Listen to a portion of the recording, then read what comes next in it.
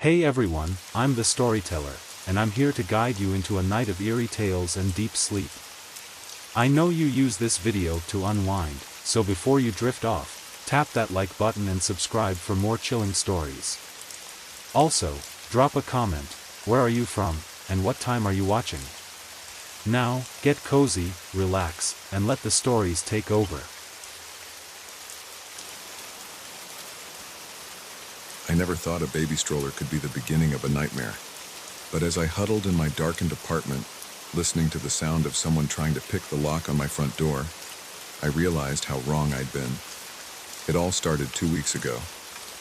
I'd just moved to Chicago with my 6-month-old daughter, Emma. Money was tight, and I needed a stroller. New ones were way out of my budget, so I turned to Craigslist. After scrolling through countless listings, I found one that looked perfect. A gently used Up-A-Baby Cruise, half the retail price. The seller, Susan, lived just a few neighborhoods over. I messaged her, and we arranged to meet at her apartment the next day. As I drove there, Emma cooing in her car seat, I felt a mix of excitement and nervousness.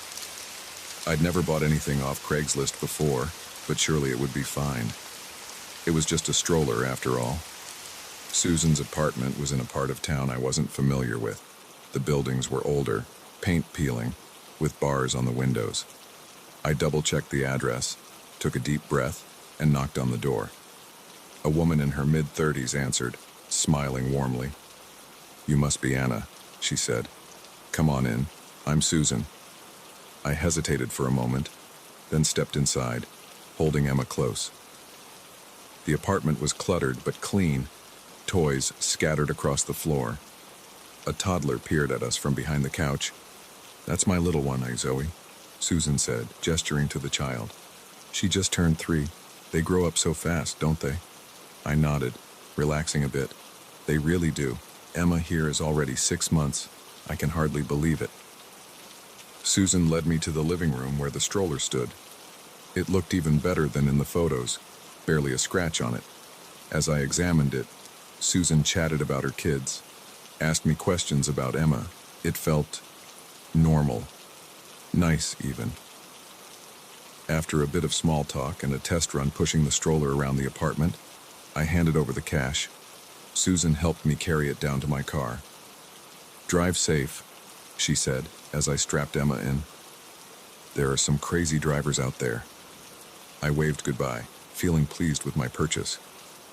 It wasn't until I was halfway home that I realized how odd that last comment had been. How did she know which direction I was going? I shook off the thought. I was being paranoid. Susan was just being friendly, that's all.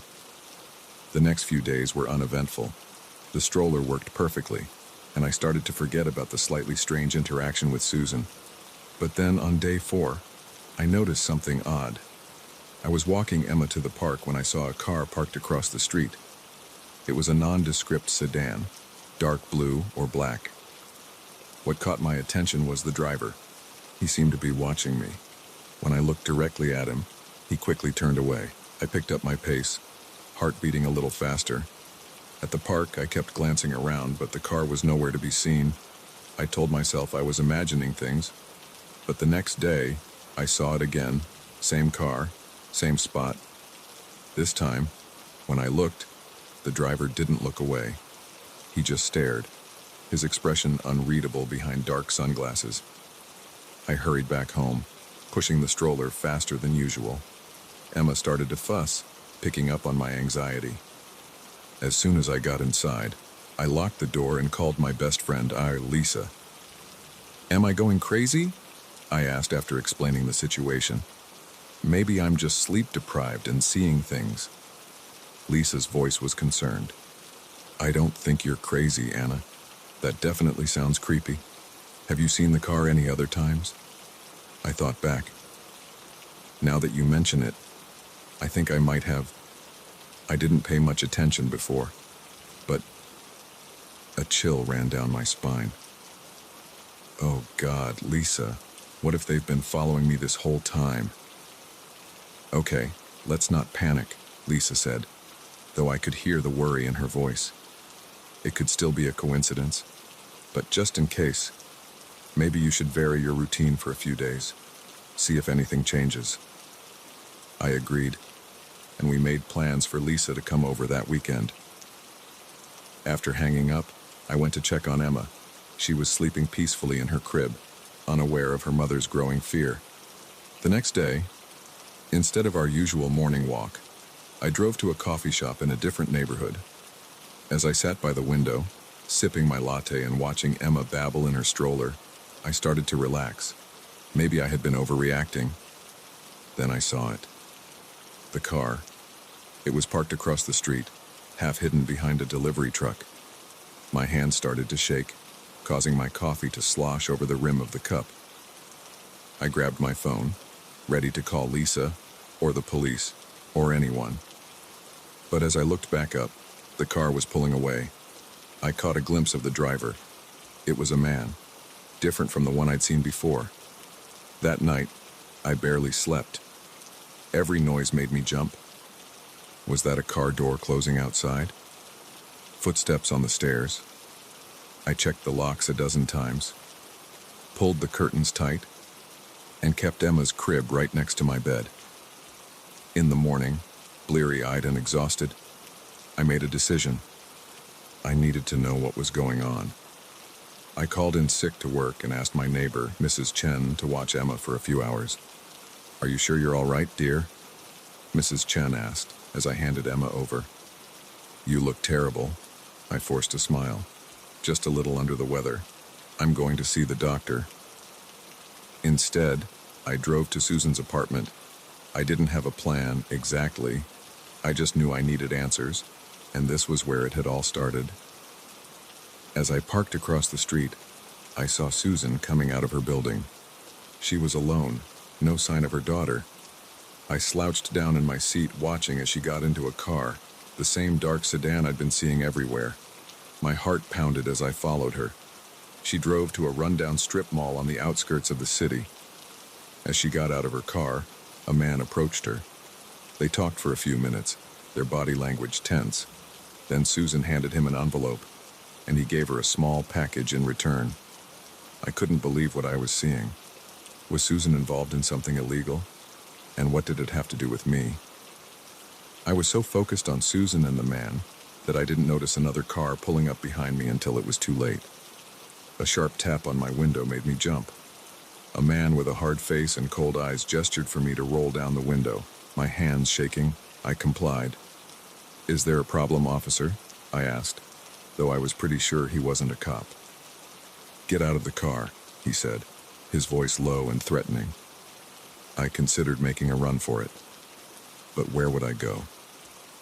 Slowly, I opened the door and stepped out. The man grabbed my arm, his grip painfully tight. "You just couldn't leave well enough alone, could you?" he growled. "You had to go poking around." He started dragging me toward Susan's car. She was watching, her face a mask of guilt and fear. "Please," I begged. "I don't know what's going on. I have a baby at home. Please, just let me go." The man's grip tightened. "Shut up. You're coming with us." Suddenly, the sound of sirens filled the air. Police cars swarmed into the parking lot, officers jumping out with guns drawn. "Police! Freeze!" Everything happened so fast after that. The man tried to run but was tackled by an officer. Susan burst into tears, falling to her knees with her hands up. I stood there, shaking, as an officer approached me. "Are you Anna Thompson?" he asked. When I nodded, he continued. "We've been investigating this group for months. Your friend Lisa called us when you didn't return her calls. She was worried." I let out a sob of relief. Lisa, my wonderful, paranoid, life-saving best friend. Over the next few hours, I learned the truth. Susan was part of a criminal ring that used Craigslist to find targets for burglary and identity theft. The stroller had been bugged with a GPS tracker. They'd been following me, learning my routine, planning to rob me. As I sat in the police station, giving my statement, all I could think about was Emma, my beautiful, innocent daughter, who had unknowingly been in danger this whole time. When I finally got home, I hugged Emma so tight she started to squirm. Mrs. Chen hovered anxiously, full of questions I wasn't ready to answer. That night, as Emma slept peacefully in her crib, I sat by the window, jumping at every sound. The police had assured me it was over, that everyone involved had been arrested. But I couldn't shake the feeling of being watched. I looked at the stroller, still sitting in the corner of the room. Tomorrow, I would get rid of it, buy a new one, even if I had to max out my credit card. But for now, in the quiet of the night, I allowed myself to cry, for the fear I'd felt, for the trust I'd lost, and for the realization that sometimes the most ordinary things can lead us into extraordinary danger. As I wiped my eyes, I made a promise to myself and to Emma. I would be more careful, yes, but I wouldn't let fear rule our lives. We had survived, and we would be stronger for it. But I was never, ever buying anything off Craigslist again. I never thought I'd find hell in paradise. But as I crouched in the darkness, listening to the voices of killers, I realized how quickly heaven could turn into a nightmare. It was supposed to be a simple hiking trip, a chance to clear my head after a messy breakup and the stress of city life. I'd always loved the outdoors, the peace and quiet of nature. So when I found a trail in a remote part of the Rockies, it seemed perfect. 3 days of solitude, just me and the wilderness. The first day was everything I'd hoped for. The air was crisp and clean, the views breathtaking. I hiked until my legs ached, setting up camp as the sun began to set.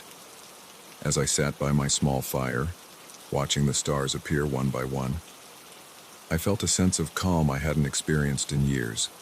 It was on the second day that everything changed.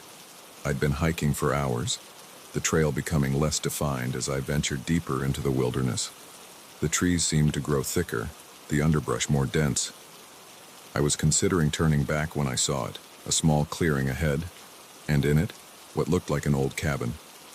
Curiosity got the better of me. I approached cautiously, my footsteps muffled by the thick carpet of pine needles. The cabin was weather-beaten, its wood gray with age. But as I got closer, I noticed something odd. The padlock on the door looked new, shiny against the weathered wood. I told myself I should leave, continue on my hike, but something held me there. Maybe it was the mystery of it, or maybe just the need for some form of human connection after a day and a half alone in the woods. I circled the cabin, peering in through grimy windows. The interior was dark, but I could make out shapes of furniture, a table, some chairs. It looked lived in, not abandoned as I'd first thought. As the sun began to set, I decided to make camp nearby. I told myself it was just to rest, but deep down, I knew I was hoping to catch a glimpse of whoever used this isolated cabin. I set up my tent a little ways off, hidden in a thick stand of trees. As darkness fell, I doused my fire and settled in for the night, my ears straining for any sound. Hours passed. I was on the edge of sleep when I heard it, the low rumble of an engine. My eyes snapped open, suddenly wide awake. The sound grew louder, and then I saw headlights cutting through the trees. Heart pounding, I unzipped my tent just enough to peer out. A large pickup truck pulled into the clearing, its headlights illuminating the cabin. 3 men got out, their voices low but carrying in the still night air. "Did anyone follow you?" one asked, his tone sharp. "Nah, we're clear," another replied. "Let's get this stuff inside quick." I watched, barely breathing, as they unloaded several large duffel bags from the truck. They moved with a sense of urgency, glancing around nervously as they worked. As they opened the cabin door, light spilled out, and I caught a glimpse of what was inside one of the bags. My blood ran cold. Guns, a lot of them. I eased back into my tent, my mind racing. What had I stumbled upon? Gun runners? Drug dealers? Whatever it was, I knew I was in way over my head.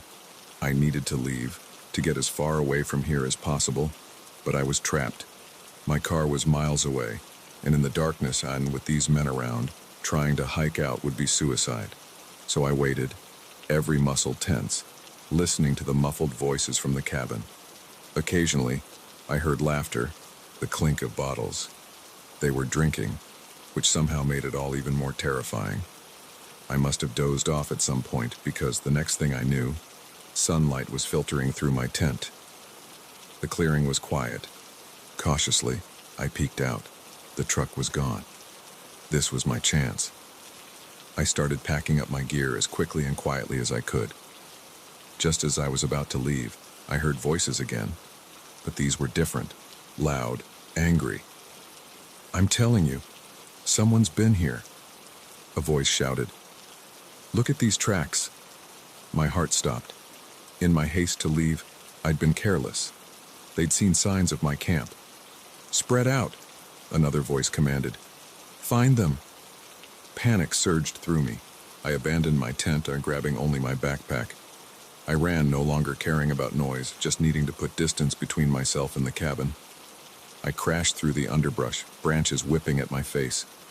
I could hear them behind me, shouting to each other. They were gaining. My foot caught on a root and I went down hard, tumbling down a small slope. Pain shot through my ankle as I tried to stand, sprained, maybe broken. I couldn't run. Desperately, I looked around. There, a few feet away, was a fallen tree, its roots creating a small cavity. It was my only chance. I dragged myself over, squeezing into the space. It was tight, dirt and rotting wood pressing in on all sides. I tried to control my breathing, each gasp sounding thunderous in my ears. Footsteps approached, crunching on leaves and twigs. "Where are you, you little rat?" A voice growled, terrifyingly close. I closed my eyes, willing myself to disappear. The footsteps circled my hiding spot. Once, twice. "Anything," a voice called from a distance. "Nah," the man near me replied. "Trail goes cold here. Must have doubled back." "All right, regroup at the cabin. We need to move everything. Now." The footsteps receded. Still, I didn't move. I don't know how long I lay there, every sound making me flinch. Hours, maybe. When I finally gathered the courage to peek out, the forest was quiet. No voices, no footsteps, just the normal sounds of birds and wind in the trees. Slowly, painfully, I extracted myself from the hiding spot. My whole body ached, my ankle throbbing, but I was alive. I limped through the forest, only vaguely aware of which direction I was going. My only thought was to put as much distance between myself and that cabin as possible. As the day wore on, my pace slowed. My ankle was swollen. Each step, agony. The forest seemed to go on forever, trees blurring together in a green haze. Just as despair was starting to set in, I heard it, the faint sound of running water, a stream, and where there was a stream, there might be a trail. I followed the sound, hope giving me a second wind, and there it was. A small stream, and beside it, a narrow but clear trail. I wanted to cry with relief. I started down the trail, my steps a little lighter despite the pain. As I walked, I started to hear something else. Voices, but not the harsh, angry voices from before. These were light, cheerful, the sound of laughter. I rounded a bend, and there they were, a family, 2 parents, and a couple of kids, setting up camp by the stream. They looked up as I approached, their smiles fading to concern as they took in my appearance. "Are you all right?" the father asked, already moving towards me. I opened my mouth to reply, but no words came out. Instead, to my horror and embarrassment, I burst into tears. The next few hours passed in a blur. The family, the Johnsons, were on a weekend camping trip. They gave me food, water, and first aid for my ankle. Mr. Johnson used a satellite phone to call for help. As we waited for the Rangers to arrive, I told them a version of what happened, leaving out the parts about guns and being chased. I said I'd gotten lost and hurt my ankle, They were sympathetic, the kids wide-eyed at my adventure. When the rangers finally arrived, I was taken to a small clinic in the nearest town. As a paramedic checked my ankle, a police officer came to take my statement. This time, I told the whole story. The cabin, the men, the guns, the chase. The officer's face grew increasingly serious as I spoke. "You're lucky to be alive," he said when I finished. "We've been trying to track down this group for months. They're part of a large weapons smuggling operation." He asked me more questions, writing rapidly in his notebook. When he was done, he assured me they would investigate immediately. "We'll need you to stay in town for a few days," he said, "just until we can verify everything." I nodded, too exhausted to argue. As he left, a nurse came in with some painkillers. As they started to take effect, I felt myself drifting off. In my dreams, I was back in the forest, running from unseen pursuers. But this time, there was no hiding place, no fallen tree to crawl under. I woke with a start, my heart pounding. It took me a moment to remember where I was. The small clinic room was dark, moonlight streaming through the window. I was safe. But as I lay there, listening to the quiet beep of machines and the soft footsteps of nurses in the hallway, I knew something had changed. The forest, once a place of peace and refuge, now held a darker meaning. I thought about the hike I'd planned, the solitude I'd craved. It seemed naive now, almost laughable. In seeking to escape the complexities of city life, I'd stumbled into a nightmare far worse than anything I'd left behind. As I drifted back to sleep, one thought kept circling in my mind. Sometimes, the real dangers aren't in the world we're trying to escape, but in the one we're running towards. And paradise, I'd learned, can hide the darkest secrets of all.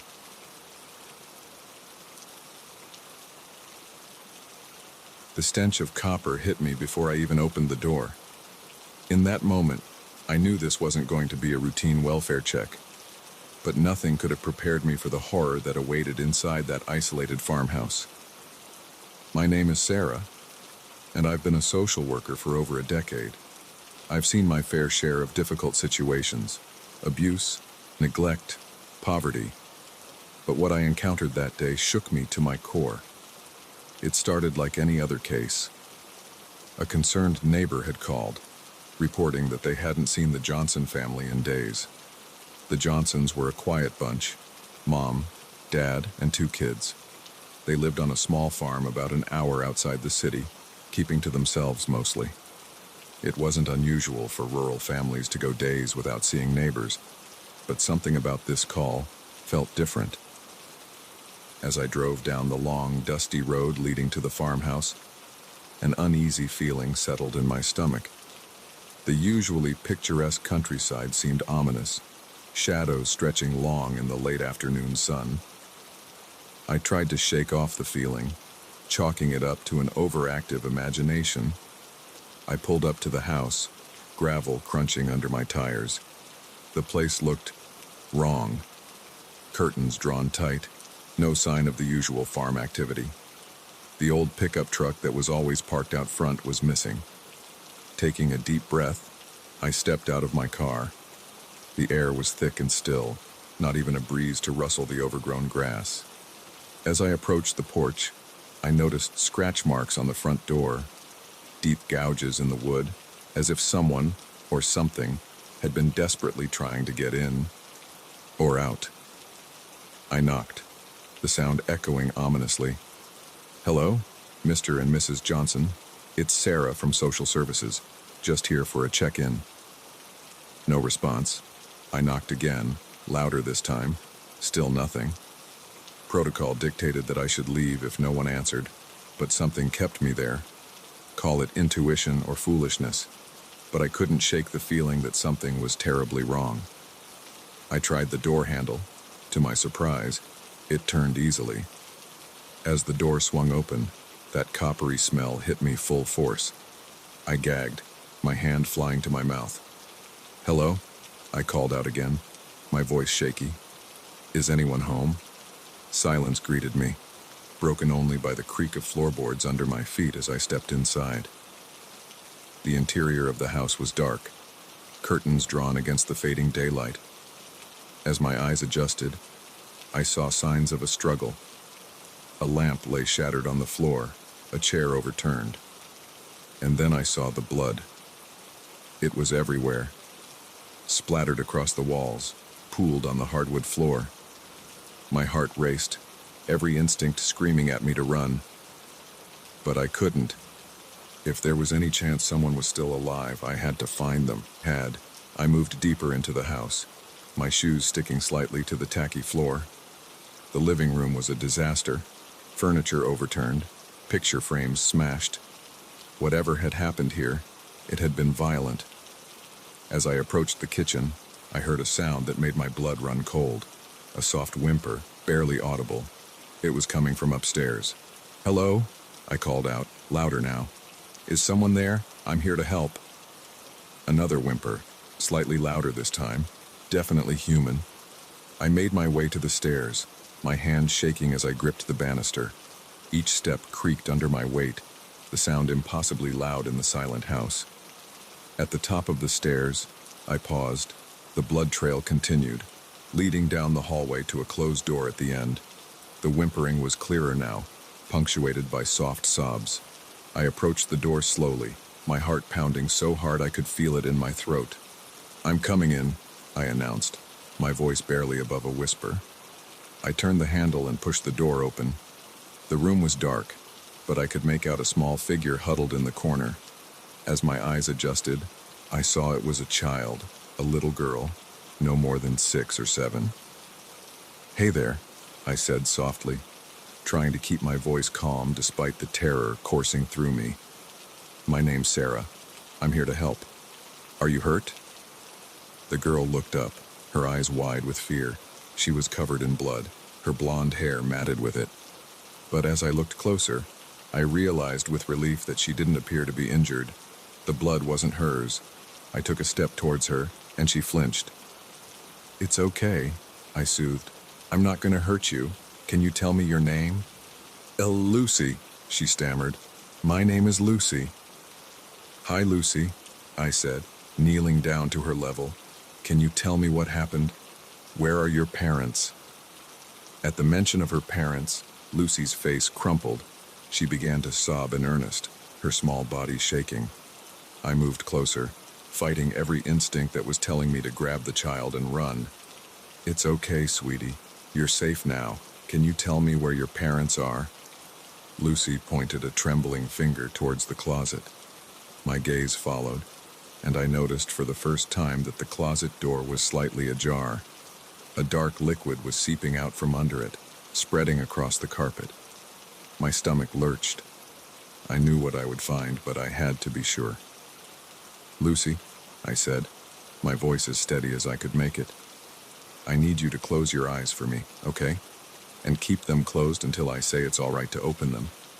Can you do that for me?" She nodded, squeezing her eyes shut tight. I stood up on shaky legs and approached the closet. The smell was overwhelming now. I reached for the door handle, took a deep breath, and pulled it open. What I saw will haunt me for the rest of my days. Mr. and Mrs. Johnson were there, or what was left of them. Their bodies were mutilated beyond recognition, and there, huddled between them, was a little boy, Lucy's brother. His eyes were open, staring blankly. He'd been dead for days. I staggered back, bile rising in my throat. I managed to close the door before I lost the contents of my stomach on the bedroom floor. As I wiped my mouth, my mind raced. What could have done this? It looked like an animal attack, but no animal I knew of could have caused this level of devastation. And how had Lucy survived? I turned back to the little girl, still huddled in the corner with her eyes squeezed shut. I needed to get her out of here, now. "Lucy," I said, my voice hoarse. "You can open your eyes now. We're going to leave, okay? I'm going to take you somewhere safe." She nodded, her eyes fluttering open. I held out my hand, and after a moment's hesitation, she took it. As we made our way downstairs, I pulled out my phone to call the police. No signal. Of course. We stepped outside, the fresh air a blessed relief from the horror inside. I led Lucy to my car, helping her into the back seat. As I closed the door, I heard something that made my heart stop.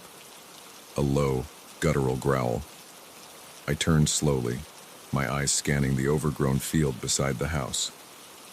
There, at the edge of the tall grass, I saw movement.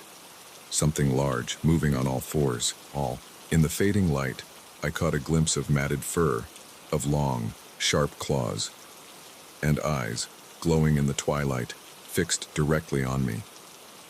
I didn't think, I didn't breathe, I just moved. I yanked open the driver's door, threw myself inside, and turned the key. The engine roared to life just as the creature burst from the grass, charging towards us. I slammed the car into reverse, tires spinning in the gravel. In the rearview mirror, I saw it gaining on us, impossibly fast. Its jaws were open, revealing rows of razor-sharp teeth. We hit the road and I shifted into drive, flooring the accelerator. The creature was right behind us, so close I could hear its claws scraping against the trunk. "Hold on, Lucy," I shouted, swerving to try and shake it off. For miles, it chased us. Every time I thought we'd lost it, I'd catch a glimpse of it in the mirror, tireless, relentless. It wasn't until we hit the main road, other cars appearing around us, that it finally fell back. As we sped towards the city, lights appearing on the horizon, I allowed myself to breathe. Lucy was curled up in the back seat, silent. I glanced back at her, this tiny survivor of unimaginable horror. "It's okay," I said, trying to convince myself as much as her. "We're safe now." But as I drove through the night, my hands shaking on the steering wheel, I knew that wasn't true. We had escaped, yes, but safety, that was an illusion that had been shattered forever. Whatever that thing was, it was still out there. And as the adrenaline faded and the reality of what I'd seen began to sink in, I realized that my life, and Lucy's, would never be the same. The quiet countryside I'd driven through just hours ago now seemed full of shadows, of hidden dangers, and I knew that from this night forward, every darkness would hold the potential for terror, every silence the promise of that bone-chilling growl. As we drove into the city, the familiar skyline offering little comfort, I made a silent vow. I would protect Lucy. I would find out what happened to her family. And somehow, someday, I would make sense of the nightmare we'd lived through. But deep down, I knew. Some horrors can't be explained. Some terrors don't end when the sun rises. And sometimes, the monsters that hide in the shadows are all too real.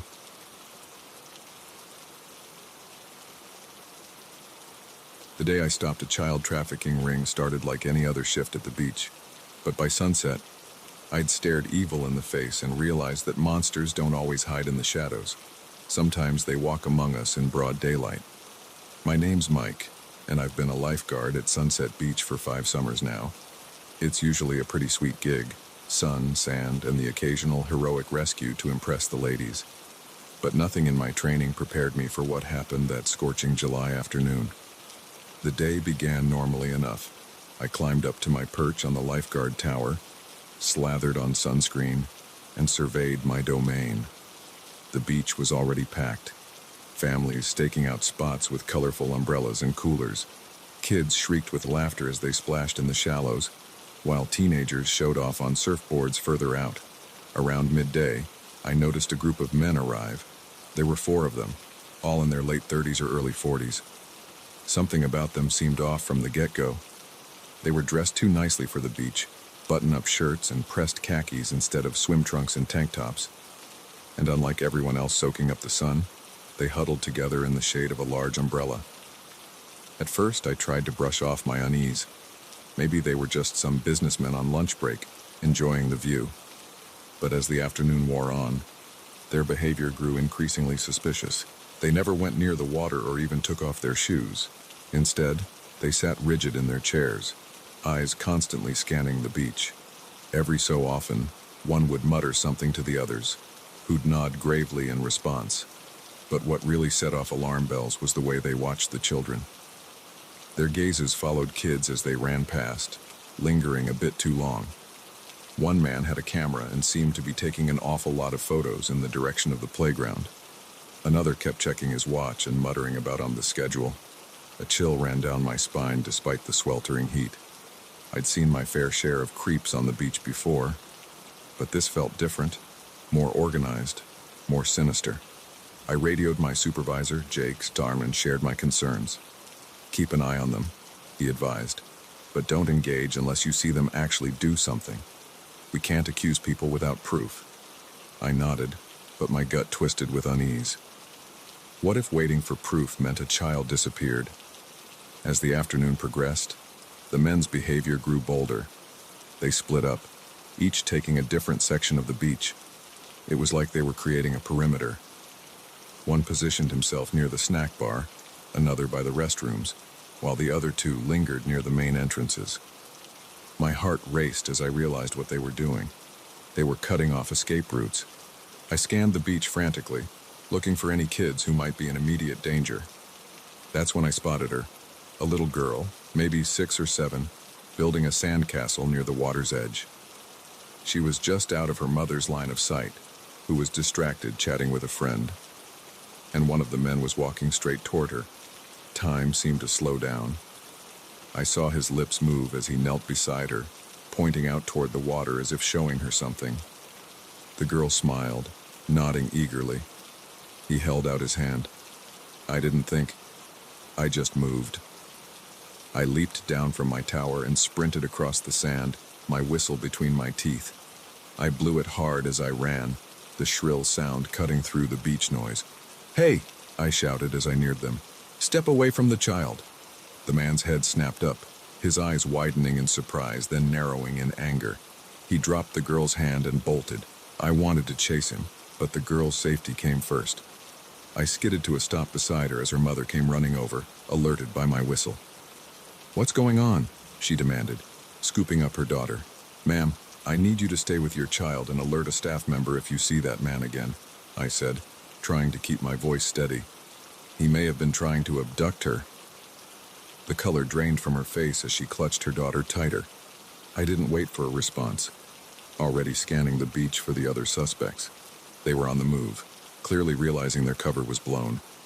I saw one making a beeline for the parking lot and, while another was quickly packing up their belongings, I grabbed my radio. "Jake, it's Mike. Those men I told you about, they just tried to lure a child away.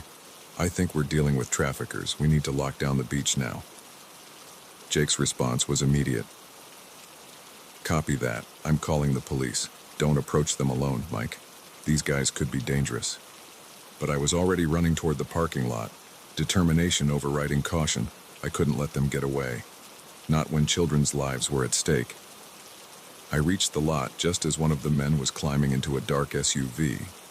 Without thinking, I grabbed a beach umbrella from a nearby stand and hurled it like a javelin. It crashed through the SUV's back window, startling the man enough that he stalled the engine. I used those precious seconds to close the distance, yanking open the driver's side door. "Out of the car!" I yelled, grabbing his arm. He swung at me, his fist connecting with my jaw. Stars exploded in my vision, but adrenaline kept me upright. I tackled him, both of us tumbling onto the asphalt. We grappled there in the parking lot, trading blows. He was stronger than I expected, but I had youth and righteous anger on my side. I managed to pin him down just as sirens wailed in the distance. "It's over," I panted, tasting blood. "The cops are coming. You're done." His eyes blazed with hatred. "You have no idea what you've done," he spat. The police arrived moments later, quickly taking control of the situation. As they cuffed the man I'd subdued, I saw 2 of his compatriots being led away in handcuffs as well. The 4th, unfortunately, had managed to escape in the chaos. The next few hours passed in a blur of questioning and statements. The police praised my quick thinking but admonished me for putting myself in danger. I barely heard them. my mind reeling as the full impact of what had almost happened sank in. These men had been methodically planning to snatch children from right under our noses. How long had they been operating? How many kids had they already taken from other beaches, other towns? As the sun began to set, casting long shadows across the now empty beach, a detective pulled me aside. "You did good work today, son," he said gravely. "We've been trying to crack this trafficking ring for months. Thanks to you, we've finally got some solid leads." I nodded, a lump forming in my throat. "Those kids," I managed to ask, "will they be okay?" The detective's expression softened. "The ones here today? Yes, thanks to you.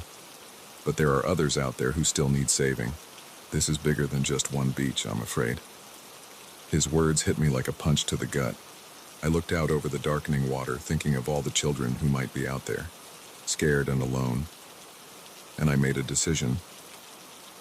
"How can I help?" I asked, turning back to the detective. "I want to do more." He studied me for a moment, then nodded. "We could use someone with your instincts and dedication. It won't be easy, and it's sure as hell not as glamorous as being a lifeguard. But if you're serious, come down to the station tomorrow. We'll talk." That night, as I lay in bed replaying the day's events, I knew my life had changed irrevocably. The beach I'd loved, the job I'd enjoyed, they suddenly seemed trivial in the face of the darkness I'd glimpsed. I thought of that little girl, of how close she'd come to being snatched away from everything she knew and loved. And I thought of all the other children out there who might not be as lucky. Sleep eluded me as I wrestled with the weight of my new knowledge. The world suddenly seemed a much darker, more dangerous place. But as I watched the first rays of dawn creep across my ceiling, I felt a steely resolve settle in my chest. I couldn't unsee what I'd witnessed. I couldn't unhear that man's chilling words. But I could use this experience, this anger and determination, to make a difference. As I got up to face the new day, I knew my time as a carefree lifeguard was over. A different kind of vigilance was needed now. The monsters were real, hiding in plain sight, and someone had to stand against them. Today I'd stop being just a guardian of the beach. I'd become a guardian of innocence itself. And God help anyone who tried to harm a child on my watch again.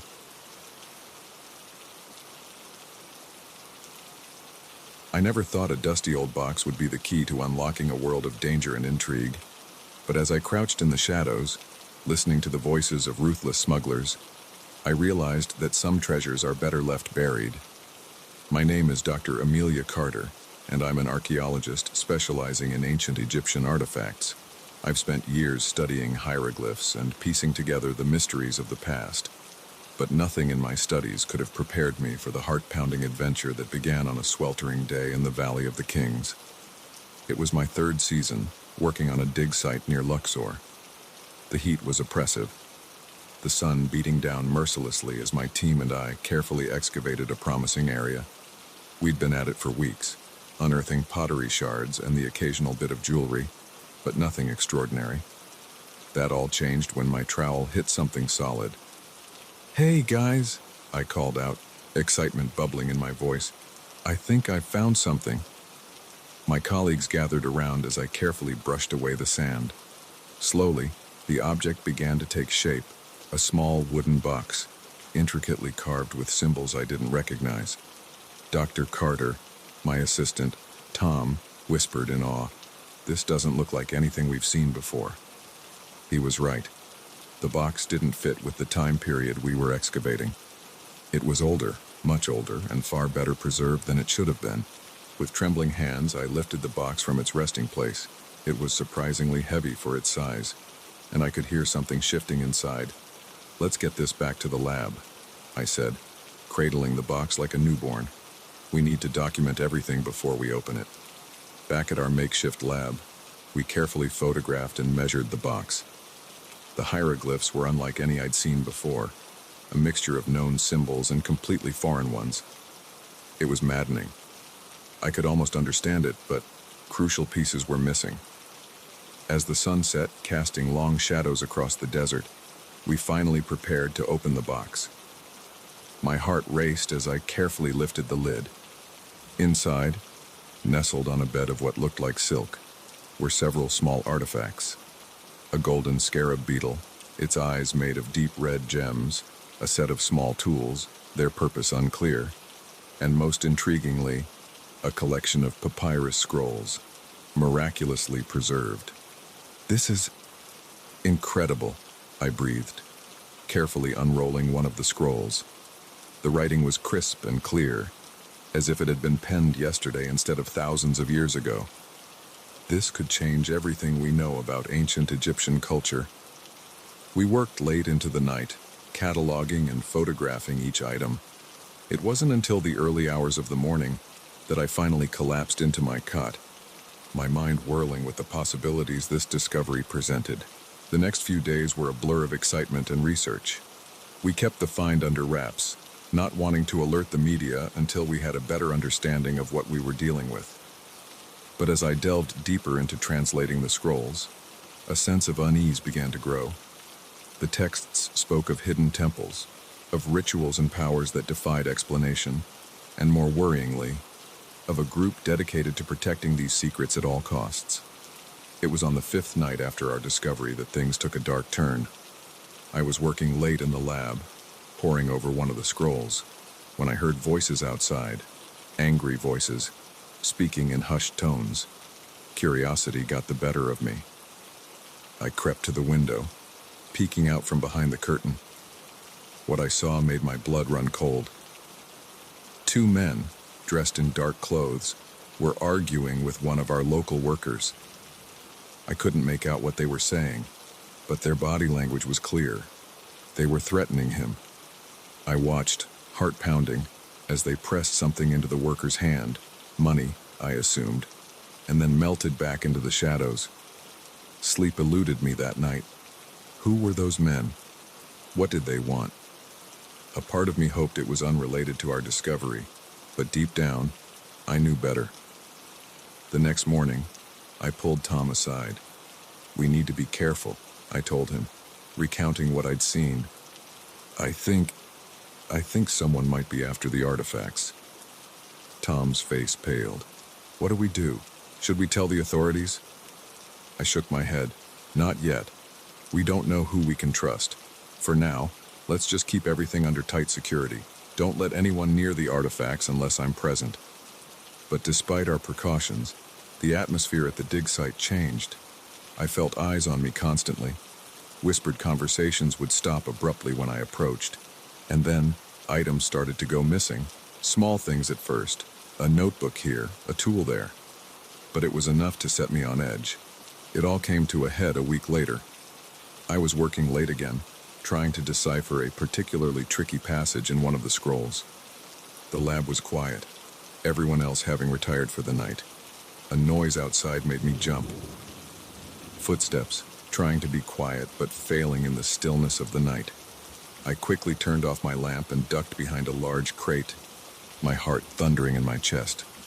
The door creaked open. 2 figures slipped inside, their faces obscured by the darkness. They moved with purpose, heading straight for the safe where we kept the artifacts. "Hurry up," one of them hissed. "We need to get this done before anyone notices." I watched in horror as they expertly cracked the safe, pulling out the box and its precious contents. They worked quickly, transferring everything into a backpack. I must have made a noise, a gasp, a shifting of my weight, because suddenly, one of them whirled around, peering into the darkness where I hid. "Someone's here," he growled. I didn't wait. I bolted, knocking over equipment in my haste to get to the door. Behind me, I heard shouts and the sound of pursuit. I ran into the night, the cool desert air whipping past me. I had no plan, no destination in mind, just an overwhelming need to get away, to protect the knowledge we'd uncovered. I don't know how long I ran. My lungs burned, my legs ached, but fear kept me going. Eventually, I found myself in a small copse of trees, an oasis in the desert. Collapsing behind a large rock, I tried to catch my breath and think, what could I do? Who could I trust? As if in answer to my unspoken questions, I heard the rumble of an approaching vehicle. Peering out from my hiding spot, I saw a Jeep pull up. Tom jumped out, looking frantic. "Dr. Carter," he called out. "Are you here?" "It's me, Tom. You're in danger." Relief flooded through me. I stumbled out from behind the rock. "Tom, thank God. They took the artifacts. We need to—" My words died in my throat. Behind Tom, emerging from the Jeep, were the two men I'd seen in the lab. Tom's face fell. "I'm so sorry, Dr. Carter," he said, his voice heavy with regret. "They have my family. I didn't have a choice." I backed away, my mind reeling with betrayal. But there was nowhere to run.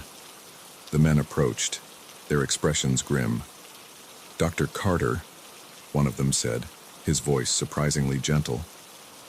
"We don't want to hurt you, but you've stumbled onto something bigger than you can imagine, something that needs to stay hidden." "Who are you?" I demanded, trying to keep the fear out of my voice. "We're keepers of an ancient secret," the other man replied. "The artifacts you found, they're part of something dangerous, something that could upset the balance of the world if it fell into the wrong hands." I wanted to laugh. It sounded absurd, like something out of a movie. But the gravity in their eyes, the way Tom wouldn't meet my gaze, it made a horrifying kind of sense. "What happens now?" I asked, my voice barely a whisper. The first man sighed. "Now, you have a choice. You can come with us, learn the truth about what you've discovered, help us protect it, or—" He didn't need to finish the sentence. The implication was clear. I looked at Tom, at the artifacts peeking out of the backpack, at the vast desert around us. In that moment, I realized that the quiet life I'd known, the simple pursuit of knowledge, it was over. I took a deep breath. "I'll come with you," I said, "but I want answers, all of them." The men nodded, relief evident on their faces. As they led me to the Jeep, I cast one last look at the dig site in the distance, the place where my old life had ended, and a new, dangerous chapter had begun. As we drove off into the night, the box of artifacts secure between us, I couldn't help but wonder, in uncovering the secrets of the past, had I sealed my own fate? Only time would tell. But one thing was certain: the dusty world of archaeology would never be the same for me again. I always thought I was a good judge of character, but on that rainy night, as the stranger in my passenger seat revealed his true nature, I realized how deadly wrong I could be. My name's Sarah, and I've been driving for a rideshare company for about a year now. It's not glamorous, but it pays the bills and lets me meet all sorts of interesting people. At least, that's what I used to think before that fateful night. It was a Friday evening in late October, the kind of night where the rain comes down in sheets, turning the world into a blur of neon reflections and headlights. I'd been driving for hours, ferrying drunk college kids and weary office workers through the slick streets of downtown. I was just about to call it quits when my phone pinged with one last ride request. The pickup location was on the outskirts of town, near an old industrial park. Not the safest area, but the surge pricing was too good to pass up. Besides, I told myself, what were the odds of something bad happening on my very last ride? As I pulled up to the address, I saw a lone figure standing under a flickering streetlight. He was tall and lean, wearing a dark hoodie pulled low over his face. A small duffel bag was slung over his shoulder. I hesitated for a moment, my instincts screaming at me to drive away. But then I remembered all the times I'd been judged unfairly based on my appearance. Who was I to do the same to this guy? I unlocked the doors and he slid into the back seat, bringing with him the smell of rain and something else I couldn't quite place. "Thanks for stopping," he said, his voice low and gravelly. Not many people would pick up a guy like me in this part of town. I forced a smile, meeting his eyes in the rearview mirror. They were dark and intense, sending a shiver down my spine. "No problem," I replied, trying to keep my voice steady. "Where to?" He gave me an address about an hour outside of town. It was way out of my usual area, but the fare would be substantial. I punched it into my GPS and pulled away from the curb. For the first few minutes, we drove in silence. The only sounds were the rhythmic swish of the wipers and the patter of rain on the roof. I tried to focus on the road, but I could feel his eyes on me, watching my every move. "So," I said, desperate to break the tension, "what brings you out to the middle of nowhere on a night like this?" He was quiet for so long I thought he hadn't heard me. When he finally spoke, his words sent ice through my veins. "I'm running from something," he said. "Something bad." I gripped the steering wheel tighter, my knuckles turning white. "Oh," I managed to squeak out. "Like what?" He leaned forward, his breath hot on my ear. "The police," he whispered. "I've done something terrible, and they're after me." My heart was pounding so hard I was sure he could hear it. I tried to keep my voice calm as I asked, What did you do?" He sat back, and I could hear the smile in his voice. "Why don't you pull over and I'll show you?" Every instinct I had was screaming at me to floor it, to get as far away from this man as possible. But we were on a deserted stretch of highway, trees looming on either side. There was nowhere to go. I don't think that's a good idea," I stammered. "Maybe I should just take you to your destination." His hand shot out, gripping my shoulder with surprising strength. "Pull over. Now." I did as he said, easing the car onto the muddy shoulder. As soon as we stopped, he was out of the car, moving around to my door. I fumbled with the lock, but he was faster, yanking the door open and dragging me out into the rain. I stumbled, falling to my knees in the mud. When I looked up, he was standing over me, a wicked-looking knife glinting in his hand. "Please," I begged, rain and tears mingling on my face. "You don't have to do this." He crouched down, bringing the knife close to my cheek. "Oh, but I do," he said almost tenderly. "You see, I can't have any witnesses, and you, my dear, have seen far too much." I closed my eyes, waiting for the bite of the blade. But instead, I heard a sound that made my eyes fly open in shock. Laughter. The man was laughing, deep belly laughs that shook his whole body. And then, to my utter disbelief, he helped me to my feet. "Oh man," he said, wiping tears from his eyes. "You should see your face right now. Priceless." I stared at him, my mind struggling to process what was happening. What's going on?" He grinned, all traces of menace gone from his face. "It's a prank, sweetheart, for my YouTube channel. See?" He pointed to a small camera attached to his hoodie. "You've been punked." Relief washed over me, quickly followed by anger. "Are you kidding me?" I shouted, shoving him hard. "You scared me half to death. What is wrong with you?" His grin faltered. "Hey, come on. It's just a joke. People love this stuff online." I was about to lay into him further when a new sound cut through the night. Sirens, growing closer by the second, the man's face drained of color. "Shit," he muttered.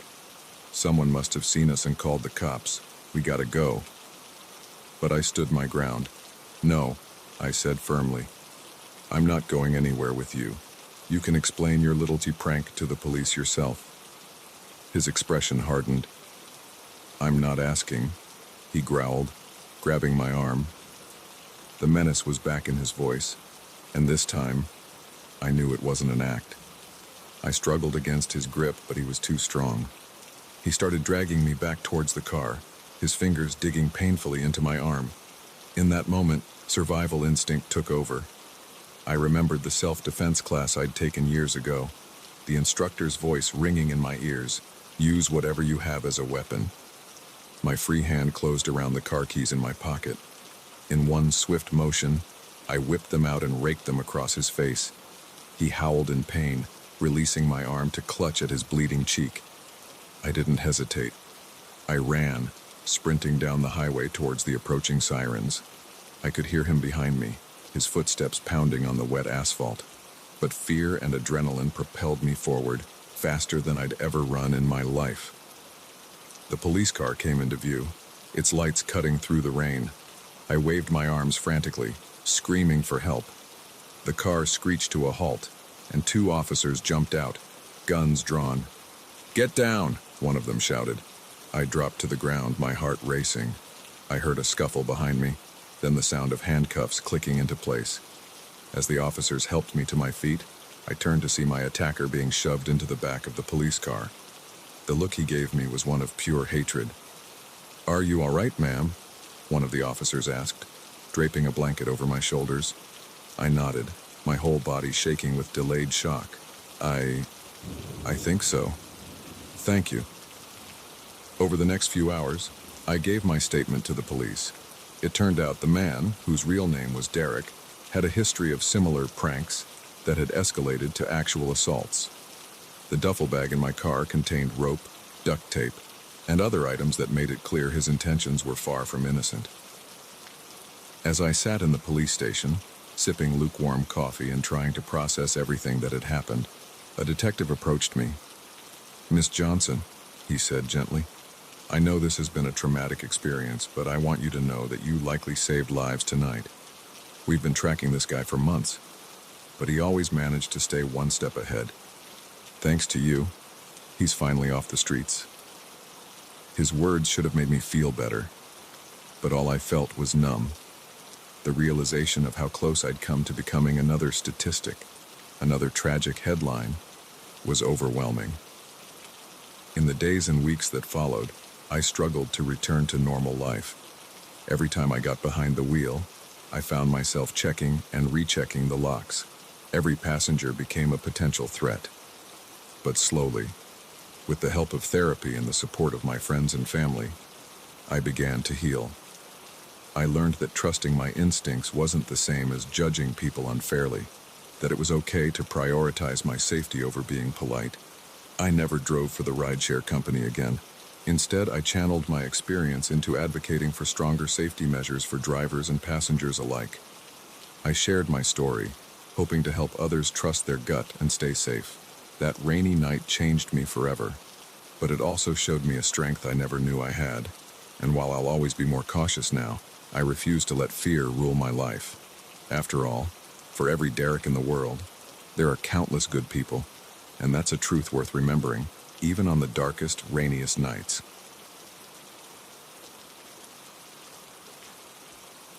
The night I discovered a criminal operation in the warehouse was the night I realized that sometimes the most dangerous secrets hide in the most mundane places. What started as a routine shift turned into a fight for survival that would change my life forever. My name's Jack, and I've been working night security at the Millennium Storage Warehouse for about 3 years now. It's not the most exciting job in the world, but it pays the bills and gives me plenty of time to work on my novel. At least, that's what I used to think before that fateful night. It was a Tuesday in late October, the kind of night where the wind howls around the corners of the building, and every shadow seems to move. I'd just started my shift, settling into the small security office with a thermos of coffee and my dog-eared notebook. The first few hours passed uneventfully. I made my rounds, checking the locks and peering down the long aisles of crates and boxes. The warehouse was huge, a maze of steel shelving units stretching up to the ceiling. Most of the time, I found the solitude peaceful. But tonight, something felt off. Maybe it was the way the wind was making the metal roof creak and groan. Or maybe it was just that my imagination was working overtime after spending the day writing a particularly tense chapter of my crime novel. Whatever it was, I couldn't shake the feeling that I wasn't alone. It was around 2 a.m. when I heard it. A faint sound, almost lost in the ambient noise of the building. But years of working nights had sharpened my hearing, and I knew it didn't belong. I muted the small TV in the security office and listened hard.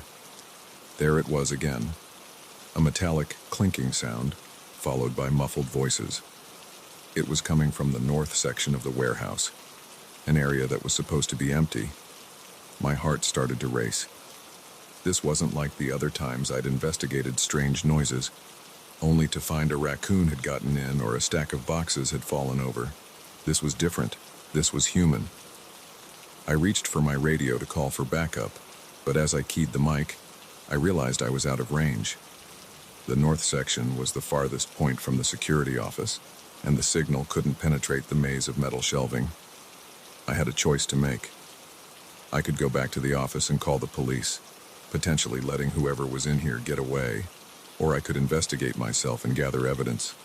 Looking back, I know I should have called the cops, but in that moment, fueled by adrenaline and maybe a little too much confidence from writing about fictional heroics, I decided to check it out myself. I grabbed my flashlight and made my way towards the north section, moving as quietly as I could. The voices grew louder as I approached, and I could make out snatches of conversation.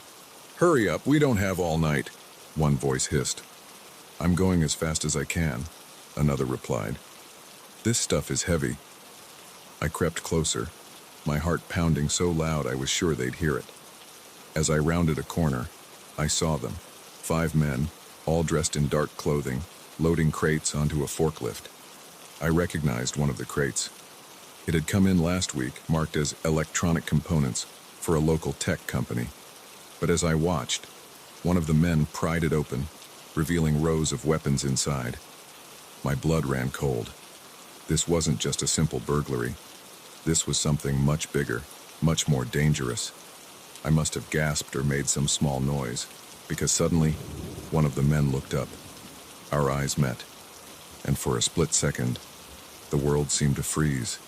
Then all hell broke loose. "We've got company," the man shouted, reaching for something at his waist. I didn't wait to see what it was. I turned and ran, my feet pounding on the concrete floor. Behind me, I could hear shouts and the sound of pursuit. I weaved through the aisles, trying to lose them in the labyrinth of shelves. But they knew the layout too well. Every turn I took, it seemed like one of them was there, cutting off my escape. I found myself cornered in a dead-end aisle, the sounds of footsteps closing in from both sides. Desperate, I looked around for anything I could use as a weapon or a hiding place. That's when I saw it.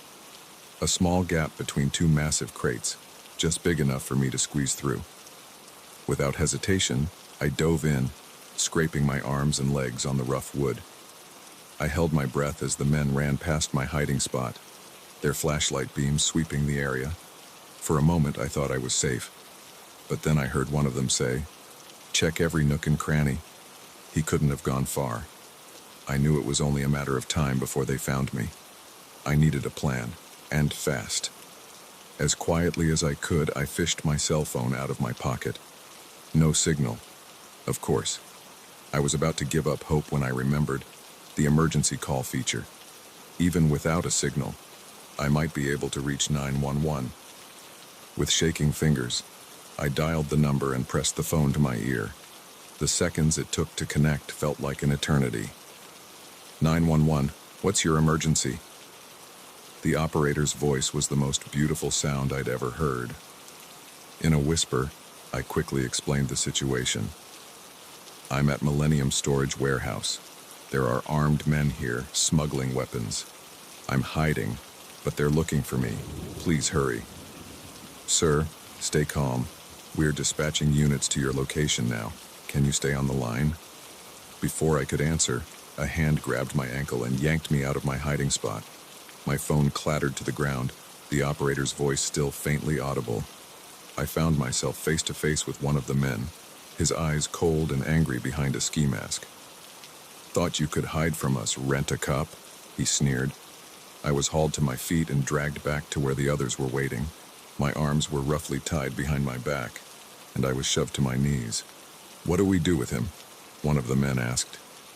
The leader, a tall man with a scar running down his cheek, looked at me thoughtfully. "We can't leave any witnesses," he said finally. "Take care of him, then we'll finish loading and get out of here." My heart sank. This was it. I was going to die here, in this warehouse, all because I'd been too curious and too stupid to call for backup right away. As one of the men raised a gun, I closed my eyes, bracing for the end. But instead of a gunshot, I heard the most welcome sound in the world, police sirens, growing louder by the second. The warehouse erupted into chaos. The men scattered, dropping their weapons and running for the exits. I heard shouts of, "Police! Freeze!" and the sound of footsteps thundering all around me. When I opened my eyes, I was surrounded by officers. One of them was cutting the ties on my wrists, asking if I was okay. The next few hours passed in a blur of questions and statements. The police had caught most of the men, though a couple had managed to escape. They uncovered a massive weapons smuggling operation, one that had been running right under my nose for months. As the sun began to rise, casting long shadows through the warehouse windows, a detective approached me. "Mr. Thompson," he said, "I want you to know that your actions tonight have probably saved countless lives. The weapons we've seized here, well, let's just say they would have done a lot of damage in the wrong hands." I nodded, still in shock from the night's events. "I was just doing my job," I mumbled. The detective smiled. "You did a lot more than that. You showed real courage. Have you ever considered a career in law enforcement?" I laughed weakly. "I think I've had enough excitement for one lifetime, thanks." But as I watched the police continue to process the scene, I felt something shift inside me. The fear and adrenaline were fading, replaced by a sense of purpose I'd never felt before. I realized that my nights of quiet security shifts and writing fiction were over. I'd glimpsed a world of real danger and real heroism, and I couldn't go back to pretending. In the weeks that followed, I found myself thinking more and more about the detective's words.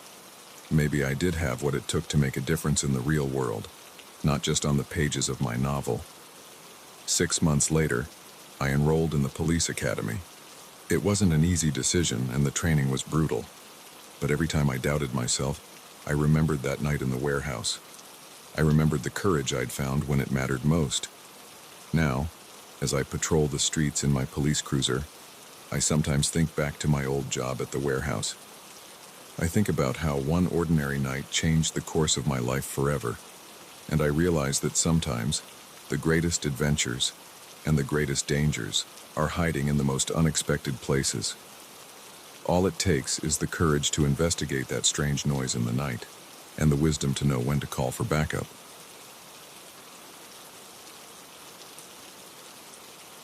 I never thought a cheap motel room would become my own personal hell, but as I huddled in the bathroom, listening to the sound of someone picking the lock, I realized that sometimes the most dangerous predators hide behind the friendliest smiles. My name's Mike, and I'm a traveling salesman. Yeah, I know, it sounds like the setup for a bad joke, but it's my life, driving from town to town, staying in one dingy motel after another. You get used to it after a while, or at least I thought I had. It was a Tuesday night in late October when I pulled into the parking lot of the Starlight Motel. The neon sign flickered weakly, half the bulbs burnt out, but it was cheap, and I was tired after a long day of rejections and slammed doors. The guy at the front desk looked like he'd been there since the motel opened, probably sometime in the 70s.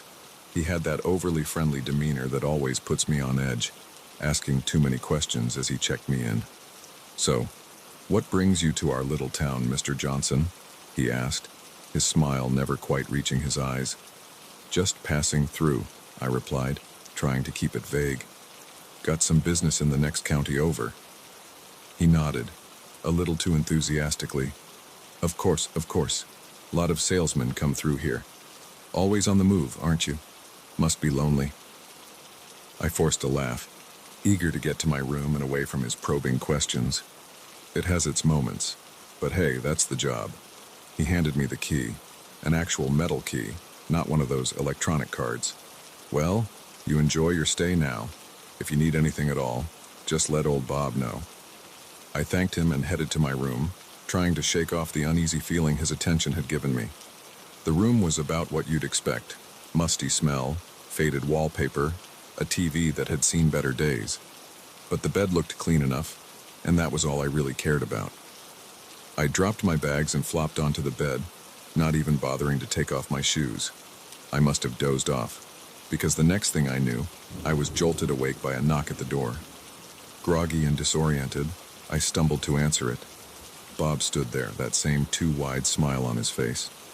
"Sorry to bother you, Mr. Johnson," he said, not sounding sorry at all. Just wanted to check if everything was all right. Noticed your car had a flat tire. I blinked, confusion giving way to alarm. What? But I just drove in. How could... Oh, these things happen. He cut me off smoothly. Tell you what, why don't you come take a look? I'm pretty handy with cars. Might be able to help you out. Every instinct I had was screaming at me not to go with him, but I was still half asleep, and the thought of being stranded with a flat tire in the morning was enough to override my caution. Sure, I said, grabbing my jacket. Lead the way. We walked out to the parking lot, the night air chilly against my face.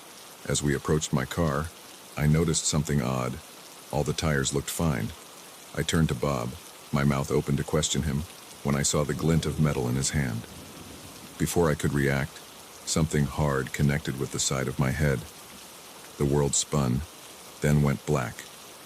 I came to slowly, my head pounding. As my vision cleared, I realized I was back in my motel room, tied to a chair. Bob stood in front of me, that friendly smile now twisted into something sinister.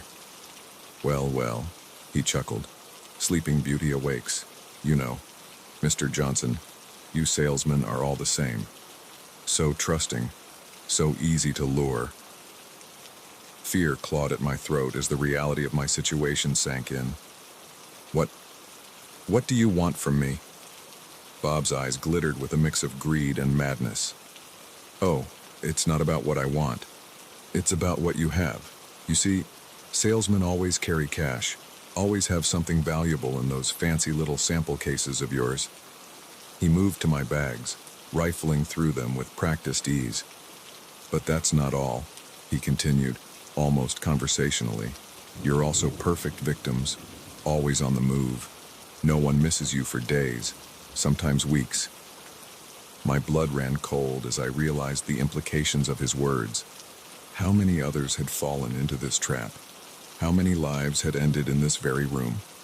As Bob continued to search my belongings, I tested my bonds. The ropes were tight, but there was a slight give in the one around my right wrist. If I could just... Don't bother, Bob said, not even turning around. I've done this enough times to know how to tie a knot. Panic threatened to overwhelm me, but I forced it down. I needed to think, to find a way out of this. Listen, I said, trying to keep my voice steady. You don't have to do this. I won't tell anyone. Just take my money and let me go. Bob turned to me, shaking his head with mock sadness. Now, you know I can't do that. Can't have you running to the cops, can I? No, I'm afraid this is where your journey ends, Mr. Johnson. He pulled out a wicked-looking knife, the blade catching the dim light. But don't worry, I'll make it quick. I'm not a monster, after all. As he approached me, knife raised, something in me snapped. With strength born of desperation, I threw myself backwards, chair and all. I crashed to the floor, the impact sending shockwaves of pain through my body. But it also loosened the ropes just enough. Bob lunged at me, but I managed to roll away, my right hand now free. I grabbed the nearest object, a table lamp, and swung it with all my might. It connected with Bob's head with a sickening crunch, and he went down hard. For a moment, I just lay there, gasping for breath. Then, moving as quickly as I could with my limbs still partially bound, I worked to free myself completely. Once loose, I didn't waste any time. I grabbed my wallet and car keys, not bothering with the rest of my belongings. As I ran for the door, I heard Bob groan. He was starting to come around. I burst out of the room and sprinted for my car, fumbling with the keys. Behind me, I could hear Bob shouting, his footsteps pounding on the pavement. I threw myself into the driver's seat, jammed the key into the ignition, and peeled out of the parking lot in a spray of gravel. In my rearview mirror, I saw Bob standing in the middle of the road, his face a mask of rage. I drove for hours, my hands shaking on the steering wheel, expecting at any moment to see headlights gaining on me. It wasn't until the sun started to rise that I finally allowed myself to relax slightly. I pulled into a busy truck stop, my mind racing. I needed to call the police, but a part of me was terrified they wouldn't believe me. What if Bob had friends in law enforcement? What if this was all part of some bigger operation? In the end, I decided to keep driving. I crossed state lines, only stopping when absolutely necessary. It wasn't until I was 3 states away that I finally worked up the courage to go to the police. The detective who took my statement listened with a grim expression. "You're not the first to report something like this," he said when I finished. "We've had similar stories from other travelers, but you're the first to get away and be able to identify the perpetrator." Over the next few weeks, I worked with the police, helping them build a case against Bob in the Starlight Motel. It turned out I was right. It was part of a larger operation. Bob was just one cog in a machine that had been preying on travelers for years. When they finally made the arrests, I felt a weight lift off my shoulders. But the relief was short-lived. The experience had changed me in ways I was only beginning to understand. I couldn't go back to my old job. The thought of driving from town to town, staying in motels, filled me with a dread I couldn't shake. Instead, I found a local sales position, one that let me go home to my own bed every night. Sometimes, when I'm lying awake at night, I think about how close I came to becoming just another missing person, another unsolved mystery. I think about the others who weren't as lucky as me, whose stories ended in that dingy motel room, and I realize that the world is full of Bobs, predators hiding behind friendly smiles and helpful gestures. It's a knowledge that weighs heavy on me, but it's also made me more aware, more cautious. Now, when I check into a hotel or meet a stranger, I'm always on guard. Some might call it paranoia, but I know better. Because sometimes, the most dangerous threats aren't the ones that look scary on the surface. Sometimes, they're the ones that lure you in with a smile and a, "How can I help you today?" In the end, I learned that trust is a precious thing, not to be given away lightly. And that sometimes, the difference between life and death can be as simple as listening to that little voice inside that says, "Something's not right here." I survived my night at the Starlight Motel, but the real challenge has been learning to live with the knowledge of what lurks behind some of the friendliest facades. It's a lesson I'll never forget, and one I hope others can learn without having to go through what I did. Because in this world, a little caution can go a long way. And sometimes, the most important skill isn't in making the sale. It's in recognizing when you're the one being sold a deadly lie.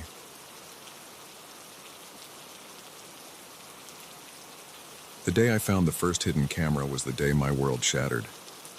But it wasn't until the mysterious messages started appearing on my TV that I realized the true depths of the nightmare I was living in.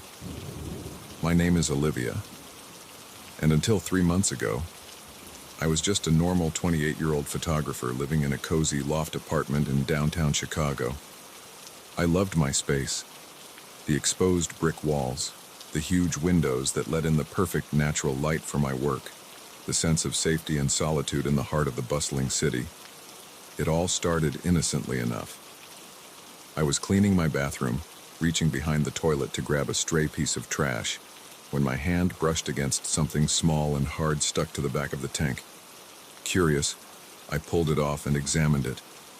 It was a tiny black device, no bigger than a button, with a lens on one side. My blood ran cold as I realized what I was holding. A camera. A hidden camera in my bathroom. At first, I tried to rationalize it. Maybe it was left over from the previous tenant. But as I searched my apartment with growing panic, I found more. One hidden in a potted plant in my bedroom, another disguised as a screw in my kitchen light fixture. Each discovery sent a fresh wave of nausea through me. I called the police, of course. They came, took my statement, collected the cameras as evidence. They were sympathetic but not particularly helpful. "Unfortunately, miss, this kind of thing is becoming more common," the officer told me. "We'll investigate, but without any leads." I knew what he wasn't saying. They probably wouldn't find who did this. I was on my own. The next few weeks were a blur of paranoia and sleepless nights. I had a security company come in and sweep my entire apartment. They found 3 more cameras I had missed. I changed all my locks, installed a state-of-the-art security system, even put privacy film on all my windows. But it wasn't enough. I couldn't shake the feeling of being watched. Every time I entered a room, my eyes would dart to the corners, searching for that telltale glint of a lens. I stopped inviting friends over, too ashamed and scared to explain why I jumped at every sound, why I insisted on whispering even in my own home. Then, about a month after finding the first camera, it happened. I was up late editing photos when my TV suddenly turned on by itself. The screen was black, but white text began to appear as if someone was typing in real time. "Hello, Olivia. Did you really think you could keep me out?" I froze, my heart pounding so hard I could hear it in my ears. This couldn't be happening. It had to be a nightmare. But it was real. All too real. More text appeared. "I see you, Olivia. I've always seen you. And I always will." I yanked the TV's plug from the wall, my hands shaking so badly I could barely grip it. But even with the TV dark and silent, I could feel eyes on me. Watching. Always watching.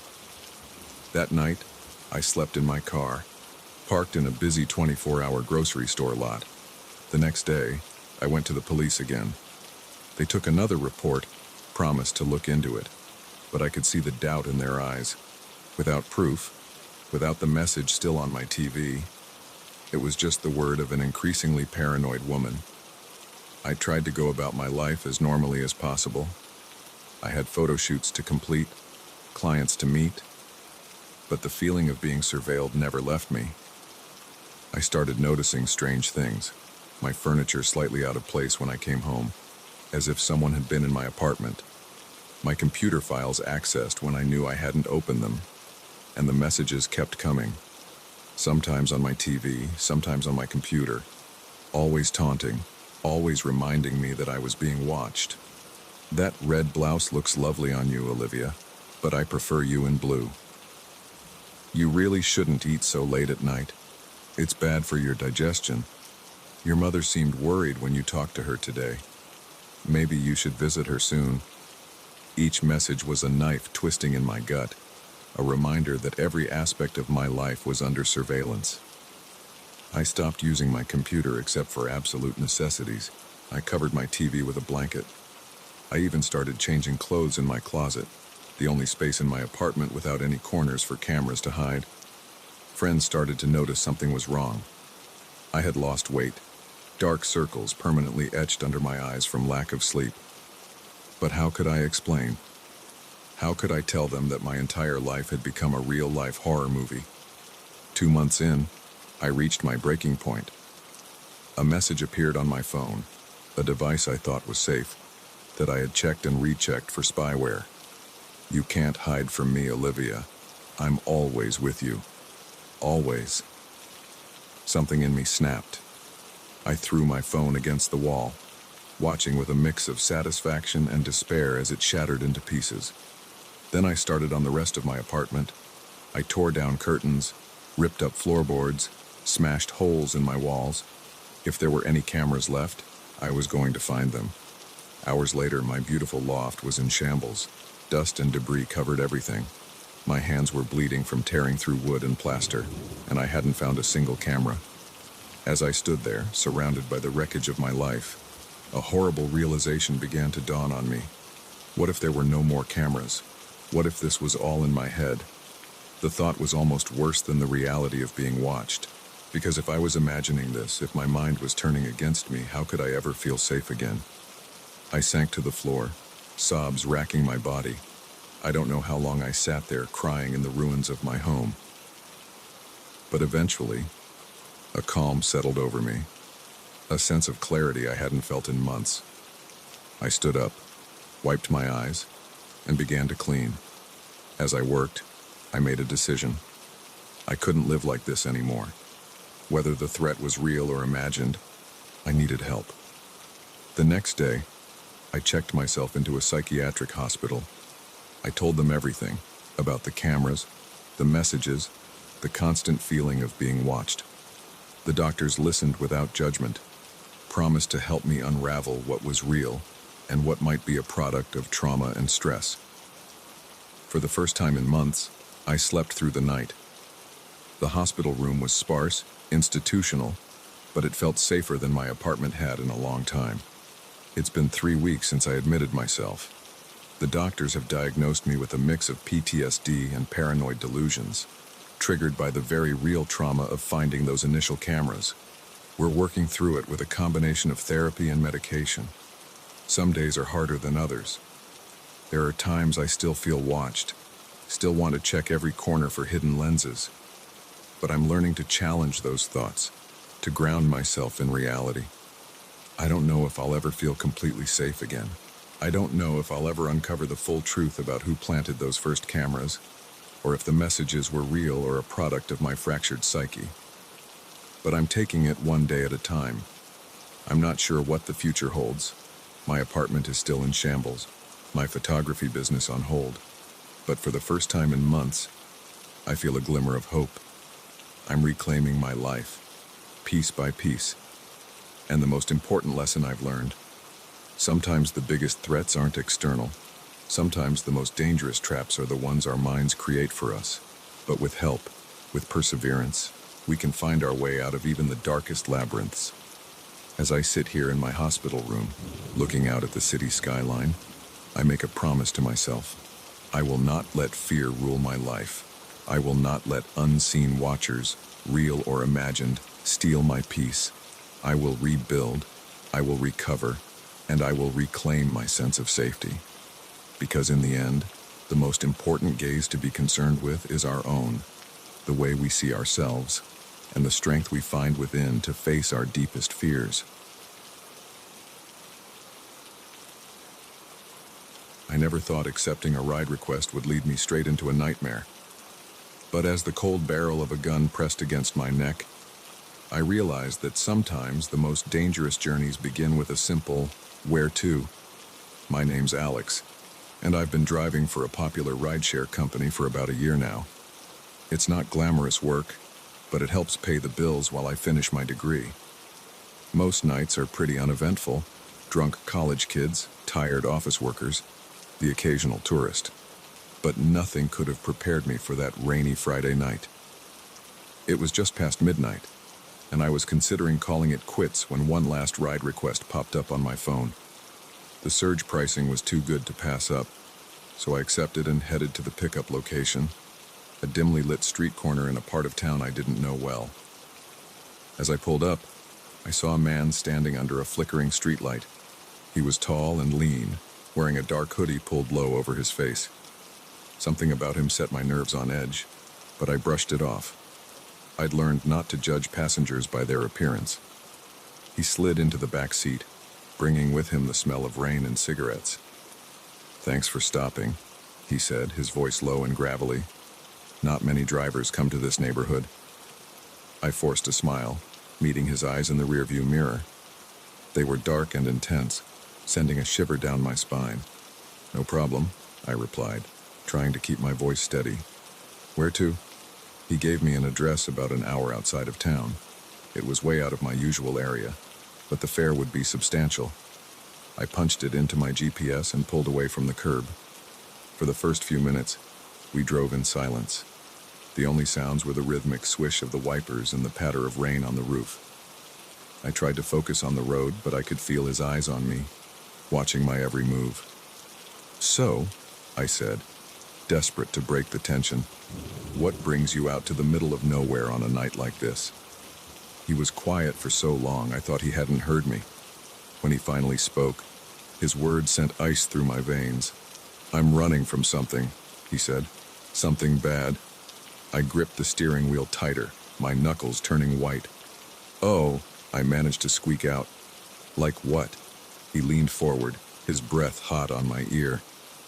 "The police," he whispered. "I've done something terrible, and they're after me." My heart was pounding so hard I was sure he could hear it. I tried to keep my voice calm as I asked, What did you do?" He sat back, and I could hear the smile in his voice. "Why don't you pull over and I'll show you?" Every instinct I had was screaming at me to floor it, to get as far away from this man as possible. But we were on a deserted stretch of highway, trees looming on either side. There was nowhere to go. I don't think that's a good idea," I stammered. Maybe I should just take you to your destination. His hand shot out, gripping my shoulder with surprising strength. Pull over. Now. I did as he said, easing the car onto the muddy shoulder. As soon as we stopped, I felt something cold and hard press against the back of my neck. I didn't need to look to know it was a gun. Now, he said, his voice eerily calm, here's what's going to happen. You're going to get out of the car nice and slow, then you're going to get in the back seat. I'm driving now. My mind raced, trying to think of a way out, but with a gun to my head, my options were limited. Slowly, I unbuckled my seatbelt and opened the door, stepping out into the rain. As I moved to the back seat, I caught a glimpse of his face in the glow of the dome light. His eyes were wild, pupils dilated. Whatever he was running from, whatever he had done, I knew I was in serious danger. He slid into the driver's seat, keeping the gun trained on me. Phone, he barked. I handed it over, watching as he rolled down the window and tossed it into the darkness. As we pulled back onto the highway, I tried to stay calm, to think rationally. Listen, I said, my voice shaking despite my best efforts. You don't have to do this. I won't tell anyone, I swear. Just let me go. He laughed, a harsh, humorless sound. It's too late for that. You're in this now, whether you like it or not. For the next hour, we drove in tense silence. I watched the familiar landscape give way to rolling hills and dense forests. We were heading into the mountains, far from any help. Finally, he turned onto a narrow dirt road, barely visible in the gloom. The car bounced and swayed as we climbed higher, deeper into the wilderness. We came to a stop in front of a small, rundown cabin. Out, he ordered, gesturing with the gun. Inside, the cabin was sparse. A table, a couple of chairs, a small kitchenette. He motioned for me to sit, then began pacing, muttering to himself. What are you going to do with me? I asked, hating how small my voice sounded. He stopped pacing, fixing me with those intense eyes. I haven't decided yet, he said. Depends on how cooperative you are. Hours passed. He alternated between manic energy, ranting about conspiracies and people out to get him, and eerie calm. I tried to engage him, to build some kind of rapport, but he was unpredictable. One moment he'd be almost friendly, the next he'd be pressing the gun to my temple, accusing me of working with them. As dawn broke, painting the cabin in pale light, I heard a sound that made my heart leap. Sirens, faint but growing louder. My captor heard it too, his face contorted with rage. You, he screamed. You led them here somehow. I shook my head frantically. No, I swear, how could I? You took my phone, remember? But he wasn't listening. He grabbed me roughly, dragging me to my feet. We're leaving. Now. He shoved me toward the door, the gun pressed painfully into my back. But as we stepped outside, I saw salvation, a line of police cars coming up the dirt road, lights flashing. What happened next was a blur. My captor yelled something, pushing me in front of him like a shield. I heard shouts from the police, ordering him to drop the weapon, then a deafening crack, and I was falling. I hit the ground hard, the breath knocked out of me. For a moment I thought I'd been shot, but as I gasped for air, I realized I was unharmed. My captor lay a few feet away, blood pooling beneath him. The next few hours passed in a haze of paramedics, police questions, and shock blankets. I learned that the man, whose real name was Eric Daniels, was wanted for a string of violent crimes across 3 states. My disappearance had triggered a massive manhunt, leading the police right to his hideout. As I sat in the back of an ambulance, watching the sun rise over the mountains, the full weight of what had happened began to sink in. I had stared death in the face and survived. But at what cost? In the weeks that followed, I struggled to return to normal life. Every car that pulled up beside me at a stoplight made my heart race.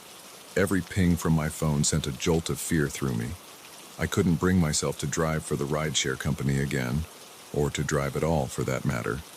But slowly, with the help of therapy and the support of my friends and family, I began to heal. I learned that survival itself is a victory, that strength isn't about not being afraid, but about facing that fear and moving forward anyway. I still have nightmares sometimes, still flinch at unexpected noises, but I'm reclaiming my life, piece by piece. I've started volunteering at a local crisis center, using my experience to help others who have faced trauma. And on the anniversary of that terrifying night, I did something I never thought I'd do again. I got behind the wheel of a car. I drove up into those same mountains, not to relive the horror, but to remind myself of how far I've come. As I stood there, looking out over the vast wilderness that had once been my prison, I felt a sense of peace wash over me. The road ahead might be long and sometimes frightening, but I know now that I have the strength to face whatever comes my way. Because sometimes, the most important journey isn't the one that takes us to a physical destination. It's the one that leads us back to ourselves, stronger and more resilient than ever before.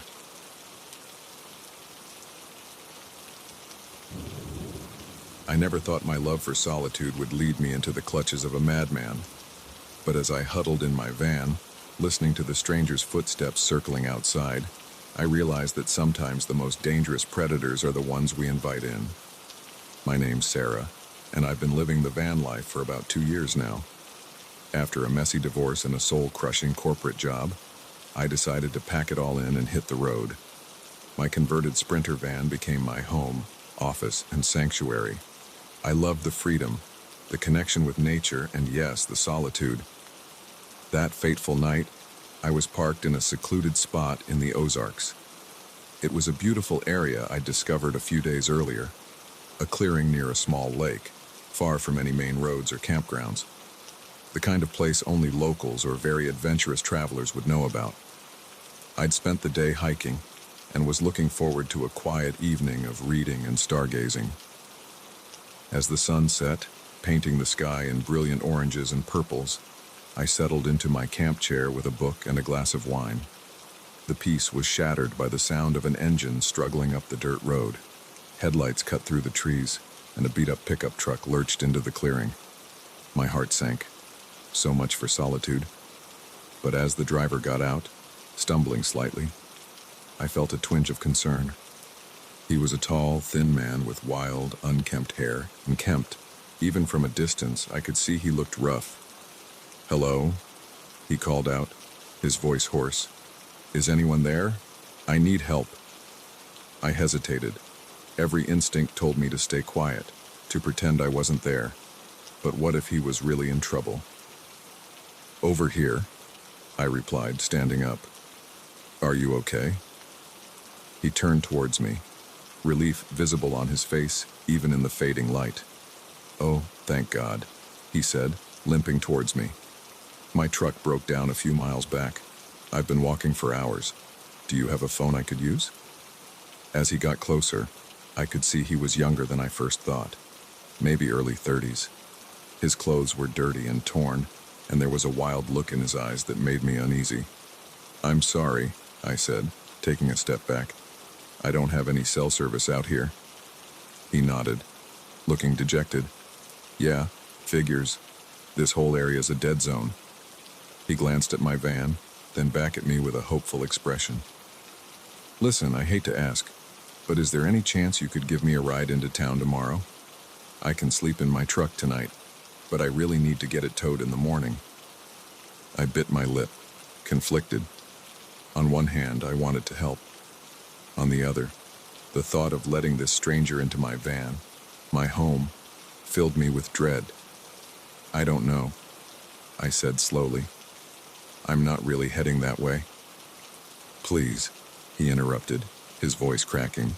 "I don't know what else to do. I'm not in a good place right now. I just need a little help."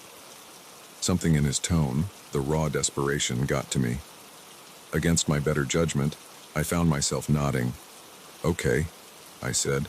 "I can't take you all the way into town, but I can drop you at the ranger station about 20 miles from here in the morning. They'll be able to help you with your truck." The relief on his face was palpable. "Thank you," he said. "Thank you so much. I'm Jakin, by the way. Sarah, I replied, still keeping my distance. Listen, Jake, I have a small tent you can use for the night. I'll set it up for you. He looked at the van, then back at me with a frown. It's supposed to rain tonight. Couldn't I just sleep in your van? I promise I'll be a perfect gentleman. Alarm bells went off in my head. I'm sorry, but no, the van is my home. The tent is the best I can offer. For a moment, I thought I saw a flash of anger in his eyes, but it was gone so quickly, I convinced myself I'd imagined it. Of course, he said, forcing a smile. The tent would be great. Thank you. I set up the tent for him a good distance from my van, handed him a sleeping bag and a bottle of water, and retreated to my vehicle. As I locked the doors, I tried to shake off the nagging feeling that I'd made a terrible mistake. Sleep eluded me that night. Every sound from outside, the rustle of leaves, the hoot of an owl, had me on high alert. I kept imagining Jake creeping around my van trying to break in. At some point, I must have dozed off because I was jolted awake by a loud bang. My eyes flew open, heart racing. It was still dark outside, but I could hear rain pattering on the roof. Another bang, and I realized someone was knocking on my van door. Sarah, Jake's voice called out. Sarah, please let me in. The tent is leaking. I'm soaked. I sat up, every muscle tense. I'm sorry, Jake, I called back, but I can't let you in. Try wrapping yourself in the sleeping bag. It's waterproof. Come on, he pleaded. Don't be like that. I'm freezing out here. Just let me in for a little while to dry off. His voice had an edge to it now, a hint of something dangerous lurking beneath the desperation. I reached for my phone, cursing silently when I remembered there was no service. I can't, Jake, I said, trying to keep my voice firm. I'm sorry, but you need to go back to the tent. There was silence for a moment, then a sound that made my blood run cold, the click of my door handle being tried. Open the damn door, Sarah, Jake growled, all pretense of friendliness gone. Don't make me break it down. Panic surged through me. I scrambled to the front seats, fumbling for my keys with shaking hands. I had to get out of here. Just as I got the key in the ignition, I heard a loud crack. Jake had found a rock or a branch and was smashing it against my side window. The engine roared to life, just as the window shattered. Jake's hand shot through the broken glass, grasping for the door lock. I threw the van into reverse, not caring about the gear-grinding shriek it produced. Jake's angry shouts followed me as I careened backwards down the narrow dirt road, rain lashing against the windshield. I didn't slow down until I hit the main road, my heart pounding so hard I thought it might burst out of my chest. I drove for hours, not stopping until the sun was high in the sky and I was 2 states away. When I finally pulled into a busy rest stop, the events of the night hit me like a tidal wave. I broke down, sobbing uncontrollably. Once I'd calmed down enough to think straight, I called the police. They took my statement and promised to investigate. But I knew the chances of them finding Jake were slim. In the days and weeks that followed, I struggled to come to terms with what had happened. My van, once my sanctuary, now felt vulnerable. Every noise in the night had me jumping. Every stranger's glance filled me with suspicion. I considered giving up the van life, returning to the safety of 4 solid walls and a deadbolt. But the thought of letting fear win, of giving up the freedom I'd fought so hard for, was unbearable. So instead, I adapted. I installed better locks and an alarm system in my van. I took self-defense classes and started carrying pepper spray. I joined online communities of solo female travelers, sharing safety tips and looking out for each other. Slowly, I reclaimed my sense of security. The open road called to me again, and I answered. But I never forgot the lesson I'd learned that night in the Ozarks. Now, when I park for the night, I'm more cautious. I trust my instincts. If a place or a person feels off, I move on. I'm still kind to strangers, but I'm no longer naive about the potential dangers they might pose. The van life is still my chosen path, but I walk it with open eyes, because I've learned that true freedom isn't about being fearless. It's about facing your fears and choosing to live fully in spite of them. As I write this, I'm parked by a beautiful mountain lake, watching the sunset paint the sky. Tomorrow, I'll move on to somewhere new, carrying with me the strength and wisdom born from that terrifying night. The road ahead is long and sometimes dangerous, but I'm ready for whatever it might bring. Because now I know that the most important safety measure isn't a lock or an alarm. It's the courage to trust yourself and the determination to never let fear steal your dreams. The moment I heard the voices echoing through the abandoned hospital, I knew I'd made a terrible mistake. What started as an urban explorer's dream quickly became a nightmare that would haunt me for the rest of my life. My name's Alex, and I've been into urban exploration for years. There's something thrilling about sneaking into forgotten places, capturing the eerie beauty of decay with my camera. I'd explored dozens of abandoned buildings before, but nothing could have prepared me for what I encountered in the old St. Mary's Hospital. St. Mary's had been shut down for over a decade, a massive complex on the outskirts of the city that had fallen into disrepair. It was an urban explorer's holy grail, 5 stories of crumbling corridors, forgotten operating rooms, and who knows what else. I'd been planning this expedition for months, waiting for the perfect moonless night to make my move. Getting in was almost too easy. A loose board on a ground floor window, and I was inside. The air was thick with dust and the musty smell of decay. My flashlight beam cut through the darkness, revealing peeling paint and abandoned medical equipment. For the first hour, it was everything I'd hoped for. I snapped photos of an old nursery, glass still intact in the viewing window, empty cribs lined up like soldiers. I found patient files scattered across the floor of an admin office, the paper crumbling at my touch. In the cafeteria, trays were still stacked neatly, waiting for meals that would never be served. I was on the 3rd floor, exploring what looked like it had been a psychiatric ward, when I heard it. A voice, faint but unmistakable, coming from somewhere above me. I froze, my heart pounding. It had to be my imagination, I told myself. Or maybe the wind playing tricks. But then I heard it again. 2 voices this time, a man and a woman, engaged in what sounded like an argument. They were too far away to make out the words, mine, but the tone was clear, angry, intense. Every instinct told me to get out, to run back to my car and never look back. But curiosity got the better of me. Maybe it was other urban explorers, I reasoned, or homeless people who'd set up camp in the upper floors. Either way, I had to know. I crept up the stairs, wincing at every creak of the old wood under my feet. The voices grew louder as I reached the 4th floor. They were coming from somewhere down the hall, behind a set of double doors marked Operating Theater. Pressing my ear to the door, I could finally make out what they were saying. "Can't keep doing this, John," the woman's voice hissed. "Someone's going to catch on." "Relax," the man replied, his tone dismissive. "We've been using this place for months. No one ever comes here." "But what if someone does? What if—" "Then we'll deal with it," he cut her off. "I'd like we always do." A chill ran down my spine. Whatever these people were up to, it was clear they weren't just squatters or fellow explorers. I needed to get out of there. Fast. I turned to leave, but in my haste, I knocked over a metal tray that had been balanced precariously on a nearby gurney. It clattered to the floor with a crash that seemed to echo through the entire building. The voices behind the door immediately went silent. Then, footsteps, moving quickly towards me.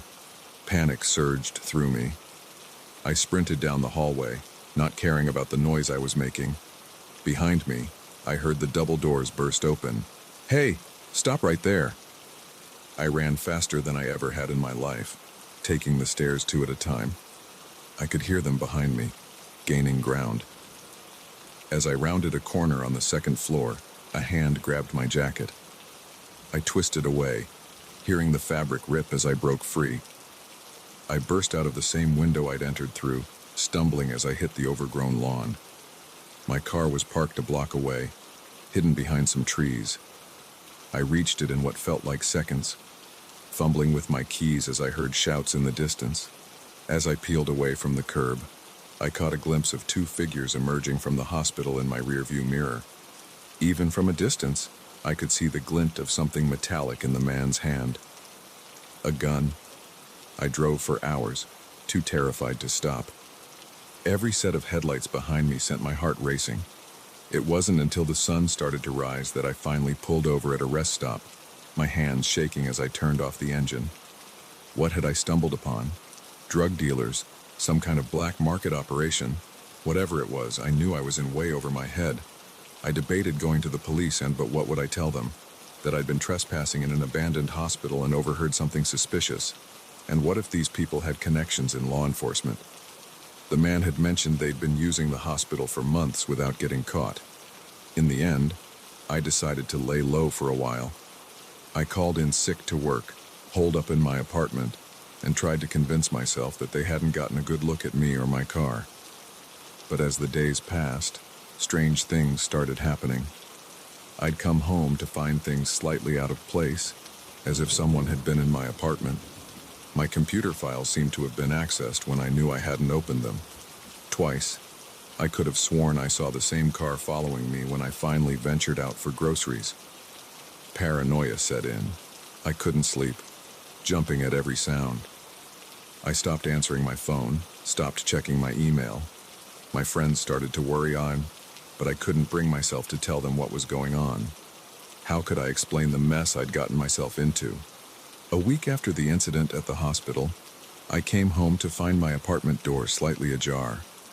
Heart pounding, I pushed it open. The place had been ransacked, drawers pulled out, furniture overturned, but nothing seemed to be missing. On my kitchen table was a single piece of paper. On it, in neat handwriting, was a message that made my blood run cold. We know who you are. We know where you live. Keep your mouth shut, or next time we won't just look around. That was the breaking point. I threw some clothes in a bag, emptied my bank account, and hit the road. I drove for days, sleeping in my car, paying cash for everything. I ditched my phone, my credit cards, anything that could be used to track me.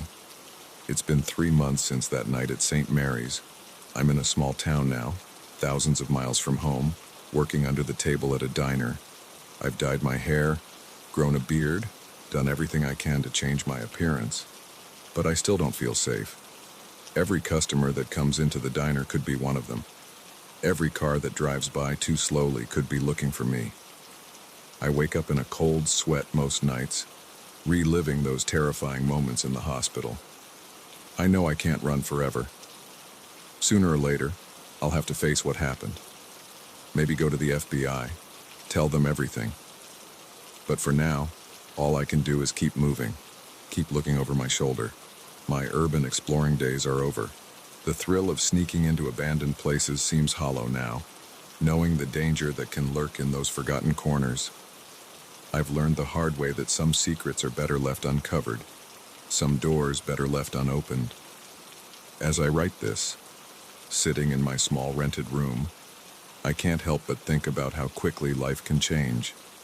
One moment of curiosity, one bad decision, and everything you know can be stripped away. To anyone out there thinking of exploring abandoned places, let my story be a warning. You never know what you might find in the darkness. And sometimes, the real danger isn't in the crumbling buildings or rusty equipment. It's in the secrets those abandoned places keep, and the people willing to do anything to protect them. I don't know what the future holds for me. Will I ever be able to go home? Will I ever feel safe again? These questions haunt me daily. But I do know one thing. I'll never again assume that an abandoned building is truly empty, because sometimes the most dangerous things lurk in the places we think have been left behind by the world. So if you're ever tempted to slip through that broken window or pry open that chained door, remember my story. Remember that some thrills come with a price too high to pay. And remember that in the world of urban exploration, the real ghosts aren't the ones from the past. They're the very real, very dangerous ones hiding in the shadows of the present.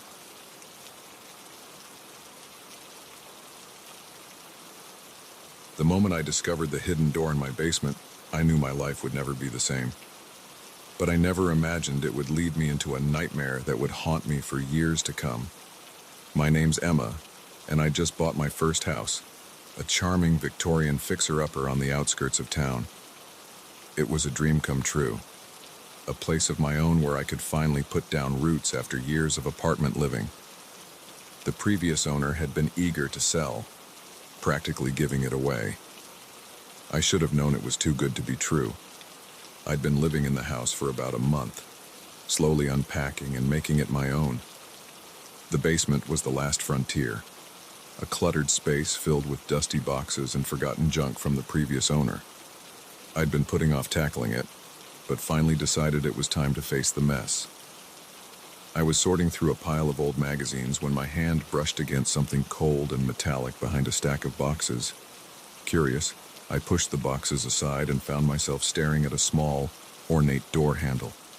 My heart raced as I cleared away more debris, revealing a door I hadn't noticed before. It was made of dark, aged wood, with intricate carvings around the frame. It looked old, much older than the rest of the house. I tried the handle, but it was locked. A thorough search of the basement yielded no key.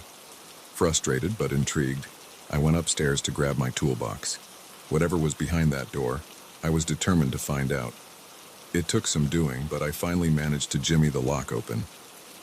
The door creaked ominously as I pushed it open, revealing a small, dark room beyond. The smell hit me first, musty and damp, with an underlying odor I couldn't quite place. I fumbled for my phone, turning on the flashlight. What I saw made my blood run cold. The room was tiny, maybe 6 feet square. The walls were covered in strange symbols and writing, some of it looking like it had been scrawled in blood. In the center of the room was a small table, and on it sat a collection of items that looked like they belonged in a horror movie. Old bones, jars filled with unidentifiable substances, and a large, leather-bound book. I approached the table cautiously, my curiosity overriding my fear. The book seemed to call to me. I reached out, my hand trembling, and opened it. The pages were filled with more of the strange writing I'd seen on the walls. Interspersed were disturbing drawings, grotesque creatures, violent rituals, things that made my stomach churn. But what really caught my eye were the photographs. They were old, sepia-toned, showing people in various states of torture and dismemberment, and with a jolt of horror, I realized I recognized one of them. It was my house, this house, but from many years ago. In the foreground was a man with a cruel smile, standing over a terrified woman bound to a chair. I slammed the book shut, my heart pounding. This was wrong. All of it was wrong. I needed to get out of there, to call the police, to do something. But as I turned to leave, I heard a noise that made my blood freeze in my veins. Footsteps coming from upstairs. Heavy, deliberate footsteps that I knew didn't belong to me. I stood paralyzed with fear, my mind racing. Had I left the front door unlocked?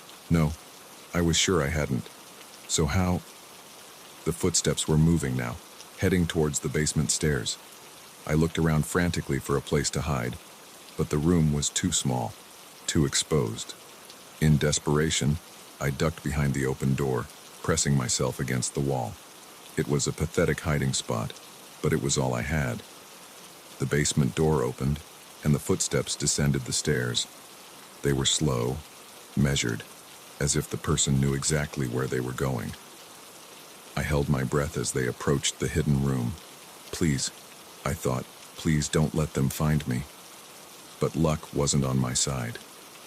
The footsteps stopped right outside the door.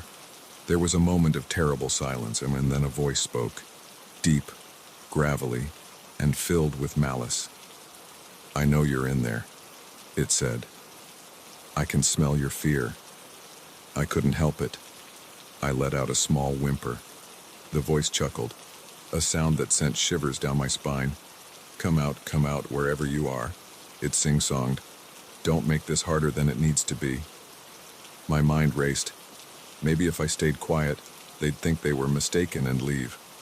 But even as I had the thought, I knew it was futile. Whoever this was, they knew I was here. With trembling legs, I stepped out from behind the door. The figure standing there made my heart stop. He was tall, impossibly tall, dressed in a long black coat that seemed to absorb the light around it. But it was his face that truly terrified me. It was pale, almost translucent, with eyes that glowed an unnatural red. His mouth was stretched in a grin that was far too wide, revealing rows of sharp, pointed teeth. "There you are," he said, his voice dripping with false warmth. "I've been waiting for someone like you for a very long time." I opened my mouth to scream, but no sound came out. The creature, for I knew now that this was no man, reached out a long, clawed hand towards me. "Don't be afraid," he crooned. "This will only hurt. Well, actually, it will hurt quite a lot, but it will be over soon." In that moment, survival instinct kicked in. I ducked under his outstretched arm and ran, faster than I'd ever run in my life. I took the basement stairs 2 at a time, his laughter echoing behind me. I burst out of the front door, not stopping until I reached my car. With shaking hands, I managed to get the key in the ignition.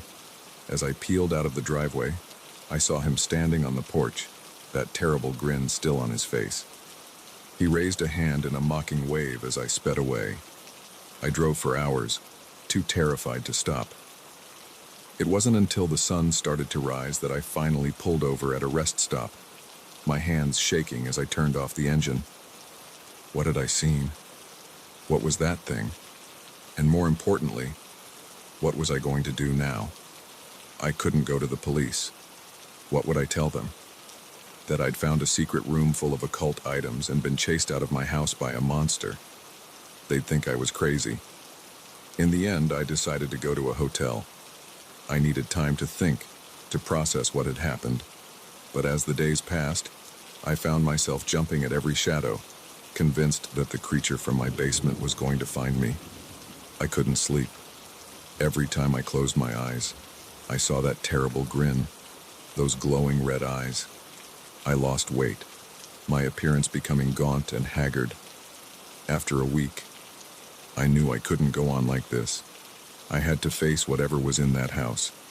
I had to know the truth. I returned home on a sunny Tuesday afternoon. The house looked exactly as I'd left it, peaceful and innocent in the daylight. But I knew better now. With trembling hands, I unlocked the front door and stepped inside. The house was silent, but I could feel a presence, watching and waiting. I made my way down to the basement, my heart pounding with each step. The hidden door stood open, revealing the small room beyond. But it was empty now. No table, no book, no disturbing artifacts, just bare walls and a dusty floor. For a moment, I thought I'd imagined it all, that the stress of buying a new house had caused some kind of mental break. But then I saw it, a single piece of paper lying in the center of the room. With shaking hands, I picked it up. On it, in elegant script, was a message that made my blood run cold. "The game has begun. I'll see you again soon." I ran from the house, never to return. I sold it for a fraction of what I'd paid, not caring about the financial loss. I just needed to be rid of it. It's been 5 years since that day. I've moved across the country, changed my name, done everything I can to forget. But I know, deep down, that it's not over. Sometimes, in my dreams, I hear that gravelly voice, see that terrible grin, and I know that someday, when I least expect it, the game will begin again. So if you're thinking of buying an old house, of exploring that hidden nook or long-forgotten room, take it from me. Sometimes, the things we uncover are better left buried, because once you open that door, you can never truly close it again. The night I caught art thieves in the act was the night I learned that sometimes the most valuable things we protect aren't hanging on the walls. It was also the night I almost lost everything, including my life. My name's Mike, and I've been working night security at the Hillsdale Museum of Fine Arts for going on 5 years now. It's usually a quiet gig, just me, the cameras, and millions of dollars worth of art. At least, that's how it was until that fateful Friday night in October.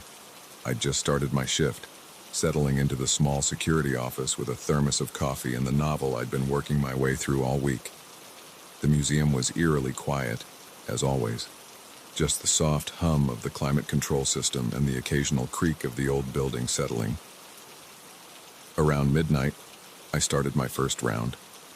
I always enjoyed these walks through the darkened galleries.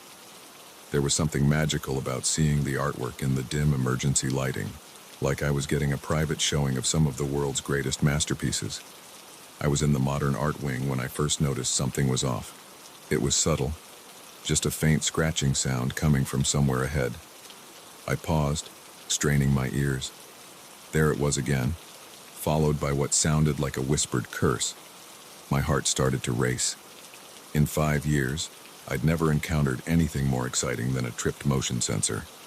But this was different. I radioed into Central Dispatch, keeping my voice low. "This is Mike at Hillsdale. I've got suspicious noises in the modern wing. Going to investigate." "Copy that, Mike," came the crackly reply. "Be careful. Backup's on standby if you need it." I unclipped my flashlight but didn't turn it on yet. Slowly, I made my way towards the source of the sound. As I got closer, I could make out hushed voices. "Hurry up with that, will you? We don't have all night." "I'm going as fast as I can.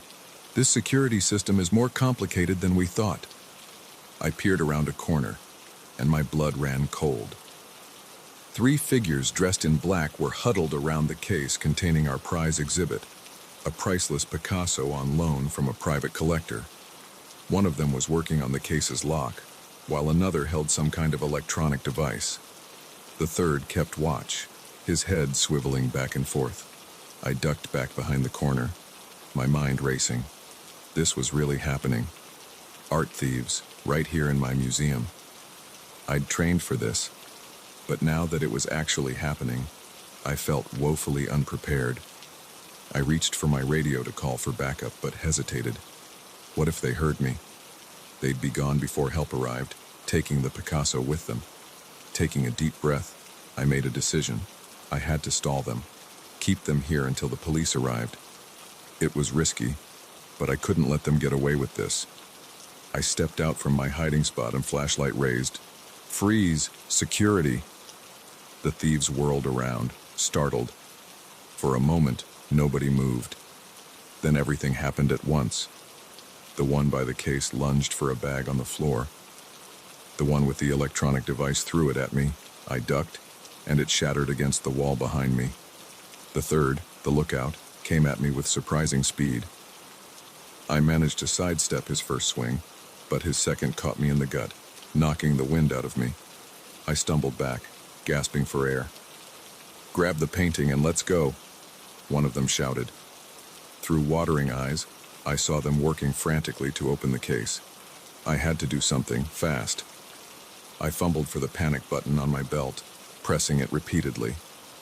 Immediately, alarms began blaring throughout the museum. The thieves cursed, redoubling their efforts.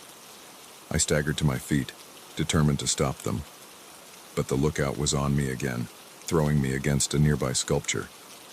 Pain exploded in my back, and I heard something crack. Whether it was the sculpture or my ribs, I couldn't tell. "Got it," one of the thieves yelled triumphantly. Through the haze of pain, I saw them carefully lifting the Picasso from its case. "No," I shouted, lurching towards them. The lookout caught me, pinning me against the wall. "And what do we do with him?" he asked, his voice muffled by his mask. The one holding the painting looked at me, then at his watch. "No time. He's seen our faces. Take care of him." The lookout nodded, reaching into his jacket. I saw the glint of metal and realized with horror that he was pulling out a gun. In that moment, time seemed to slow down. I could hear my heart pounding in my ears, could feel every ache and pain in my body. This was it. I was going to die here, surrounded by priceless art, killed by thieves I'd failed to stop. But then, a sound cut through the alarms and the ringing in my ears. Sirens. Police sirens, growing louder by the second. The thieves heard it too. "Shit," the leader cursed. "We gotta go now."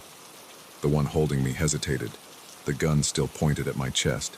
"But he's seen us. There's no time. Leave him." With a frustrated growl, The lookout slammed me against the wall one last time. My head cracked against the hard surface, and the world went fuzzy.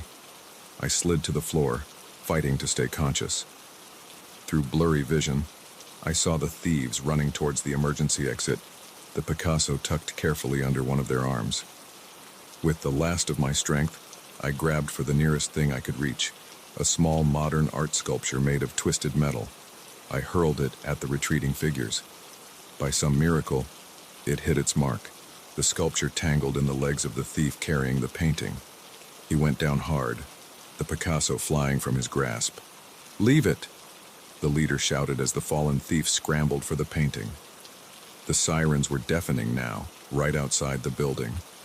The three thieves disappeared through the emergency exit just as the main doors burst open, police flooding in with guns drawn. What followed was a blur of paramedics, police questions, and crime scene techs. I learned later that while the thieves had escaped, they'd left behind crucial evidence in their haste. The painting was safe, if a bit scuffed from its fall. As I sat in the back of an ambulance, an ice pack pressed to my throbbing head, the museum director approached me. Her face was pale, but her eyes were shining. "Mike," she said, taking my hand, "you saved the Picasso. You saved all of it. I don't know how to thank you." I managed a weak smile. "Just doing my job, ma'am." But as I was driven to the hospital for a checkup, I realized it had been more than that. In those terrifying moments, it hadn't just been about protecting the art. It had been about standing up to those who thought they could take whatever they wanted. Consequences be damned. The weeks that followed were a whirlwind. There were more police interviews, a commendation from the mayor, even a small write-up in the local paper. The museum upgraded its security system and offered me a promotion. But every night, when I walk my rounds through those quiet galleries, I can't help but see it all again. The thieves, the struggle, the moment I thought it was all over. It's changed me, that night. Made me realize how quickly everything can change, how thin the line is between safety and danger. I still love this job, still feel that same magic when I'm alone with the art at night. But now I carry with me the knowledge that at any moment, it could all be put to the test again. And I know that if it does, I'll be ready. Because that night taught me that sometimes the most priceless things aren't the ones in the display cases. Sometimes they're the moments of courage we find within ourselves when everything is on the line. So if you're ever in the Hillsdale Museum of Fine Arts, take a moment to really look at that Picasso. And remember that behind every priceless work of art, there are people willing to put everything on the line to protect it. Because some things are worth more than just their price tag. They're a part of our shared human legacy. And that's something worth fighting for. I never thought a simple hiking trip would lead me face to face with a dangerous fugitive. But as I crouched behind a tree, heart pounding, I realized that sometimes the most perilous predators aren't the wild animals we prepare for, but the humans we never see coming. My name's Jack, and I've always been an avid hiker. There's something about losing myself in nature that helps clear my mind and recharge my soul. So when I had a week off work, I decided to tackle a challenging trail in the Rockies I'd been eyeing for years. The first 3 days were everything I'd hoped for. Breathtaking views, crisp mountain air, and the kind of solitude you can only find miles away from civilization. I'd seen some wildlife, a few deer, a distant bear, even a majestic eagle soaring overhead. But on day 4, I encountered a predator of a different kind. I had set up camp for the night in a small clearing near a babbling brook. As I sat by my campfire, enjoying a freeze-dried meal and the sounds of nature, I heard something that made me freeze mid-bite. Voices, human voices, coming from somewhere in the darkness beyond my campsite. At first, I thought it might be other hikers, but this far out on the trail, it was unlikely. I hadn't seen another soul in days, and there was something about the tone, urgent, angry, that set my nerves on edge. I doused my fire and retreated to my tent, straining my ears. The voices were getting closer. I could make out two distinct speakers, both male, one gruff and authoritative, the other higher pitched and nervous. "We need to keep moving," the gruff voice was saying. "They'll have figured out where we are by now." "I can't," the other voice whined. "I'm exhausted. We've been walking for days." "You want to go back to prison? Because that's what'll happen if they catch us. Now move." My blood ran cold. Prison. These weren't just lost hikers or campers. They were escapees. Fugitives. I held my breath as their footsteps drew nearer. A beam from a flashlight swept across my tent, and I heard the gruff voice curse. "Someone's camped here, recently. So, we haven't seen anyone for days. Doesn't matter. They could report seeing us. We need to find them." My heart was pounding so hard I was sure they could hear it. I had to get out of there.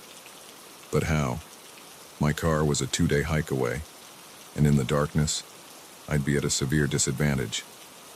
As quietly as I could, I grabbed my backpack and slipped out the back of my tent.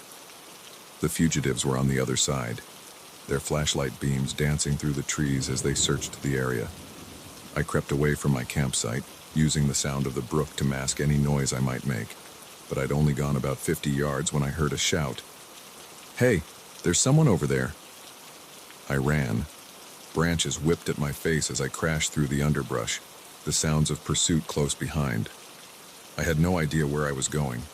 My only thought was to put as much distance between myself and those men as possible. I don't know how long I ran. It could have been minutes or hours. My lungs were burning. My legs felt like lead. But fear kept me going. The imagined feeling of rough hands grabbing me, spurring me on. Finally, I couldn't run anymore. I stumbled to a stop, gasping for air. The forest around me was silent. Had I lost them? As my breathing slowed, I started to take stock of my situation. I was lost, alone in the wilderness, with dangerous criminals potentially still looking for me. My tent and most of my supplies were back at the campsite. All I had was what was in my backpack: some water, a few energy bars, a flashlight, and my first aid kit. I needed to find somewhere to hide, to rest and think. As my eyes adjusted to the darkness, I spotted a large fallen tree a few yards away. Its upturned roots created a small, sheltered space. Not comfortable, but it would have to do. I crawled into the space, curling up as small as I could. Every sound made me flinch: the hoot of an owl, the rustle of leaves in the wind. I was sure at any moment I'd hear the fugitives crashing through the undergrowth, coming to find me. As the adrenaline wore off, exhaustion set in. Despite my fear, I must have dozed off, because the next thing I knew, sunlight was filtering through the roots of my hiding place. Cautiously, I peeked out. The forest was peaceful in the early morning light. No sign of the fugitives, but I knew I couldn't let my guard down. I needed a plan. My best bet was to try to make it back to my car, but without my tent and supplies, it would be a grueling journey. And what if the fugitives were still out there, looking for me? As I was weighing my options, I heard a sound that made my heart leap: the rhythmic thump of helicopter blades. Search and rescue, or maybe the police, looking for the escapees. I scrambled out of my hiding place, looking for a clearing where I might be visible from the air. As I moved, I heard voices again, but these were different from the night before. Organized, professional sounding. Team Alpha, sweep the east quadrant. Beta, take the west. Remember, these men are considered dangerous. Do not approach without backup. Relief flooded through me. It was the police. I was saved. I started towards the voices, but then hesitated. What if the fugitives heard them too? What if they were desperate enough to grab a hostage? My fears were confirmed moments later when I heard frantic movement behind me. I turned to see the two men from the night before, looking wild-eyed and desperate.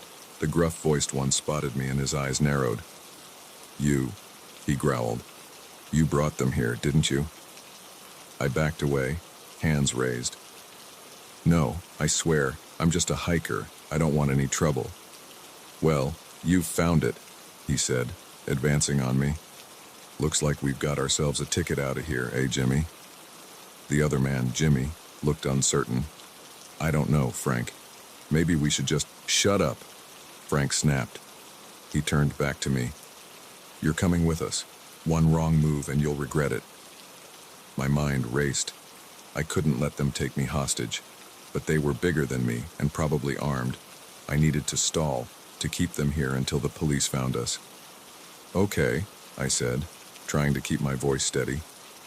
I'll go with you, but I need to get my backpack. It has water and food. We'll need it if we're going to evade the cops. Frank hesitated, then nodded. All right, but no funny business. I led them back to where I'd hidden, moving as slowly as I dared. All the while, I could hear the search teams getting closer. As we reached the fallen tree, I had an idea. It was risky, but it was all I had. I knelt down pretending to reach for my backpack, but instead, I grabbed a handful of dirt and leaves. In one motion, I spun around and threw it in Frank's face. He yelled, momentarily blinded. I didn't wait to see his reaction. I ran, screaming at the top of my lungs. Help! Over here! The fugitives are here! I heard shouts of confusion, then the sound of many feet running. Suddenly, the forest was alive with activity, police officers converging from all directions. Freeze! Police! I dropped to the ground, hands over my head. There was a brief scuffle, more shouting, and then silence. When I finally dared to look up, I saw Frank and Jimmy being led away in handcuffs. A kind-faced officer was helping me to my feet. Are you all right, sir? She asked. Are you the hiker they radioed us about?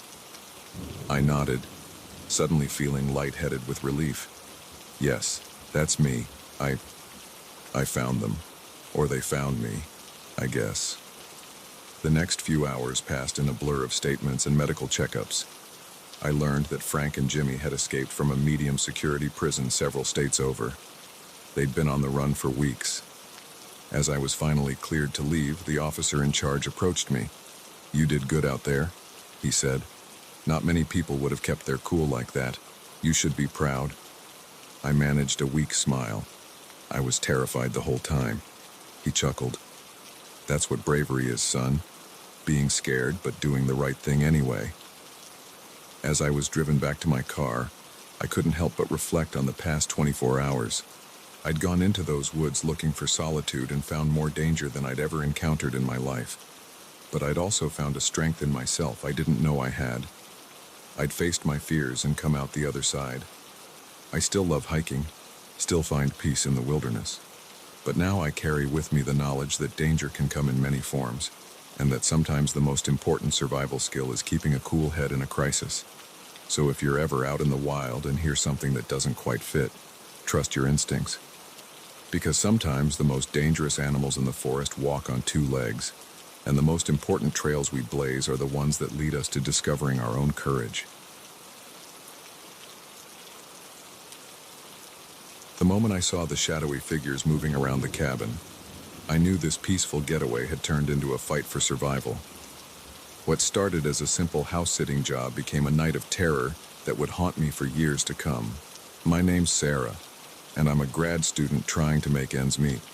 When my professor asked if I'd watch her remote cabin for a week while she attended a conference, I jumped at the chance. A quiet place to study, surrounded by nature. It sounded perfect. The first few days were blissful. The cabin was cozy, with a wraparound porch and views of the surrounding forest that took my breath away. I spent my days reading, working on my thesis, and taking long walks in the woods. At night, I'd curl up by the fireplace, listening to the wind in the trees and the occasional hoot of an owl. It was on the fourth night that everything changed. I was making dinner, humming along to the radio when the power suddenly cut out. The cabin was plunged into darkness, the only light coming from the dying embers in the fireplace. At first, I wasn't too concerned. Power outages weren't uncommon in such a remote area. I found the flashlight my professor had shown me and went to check the circuit breaker. As I passed by the living room window, a movement outside caught my eye. I froze, peering into the darkness. There, at the edge of the cleared area around the cabin, I saw them, 3 figures, moving with purpose towards the house. My heart began to race. This far out, unexpected visitors were rare, and something about the way they moved, staying low and in the shadows, set off alarm bells in my head. I quickly turned off my flashlight and ducked down below the window. Maybe they hadn't seen me. Maybe they'd go away if they thought the cabin was empty. But as I crouched there, hardly daring to breathe, I heard a sound that made my blood run cold. The snip of wire cutters. They were cutting the phone line. Panic threatened to overwhelm me. I was alone, miles from the nearest neighbor with no way to call for help.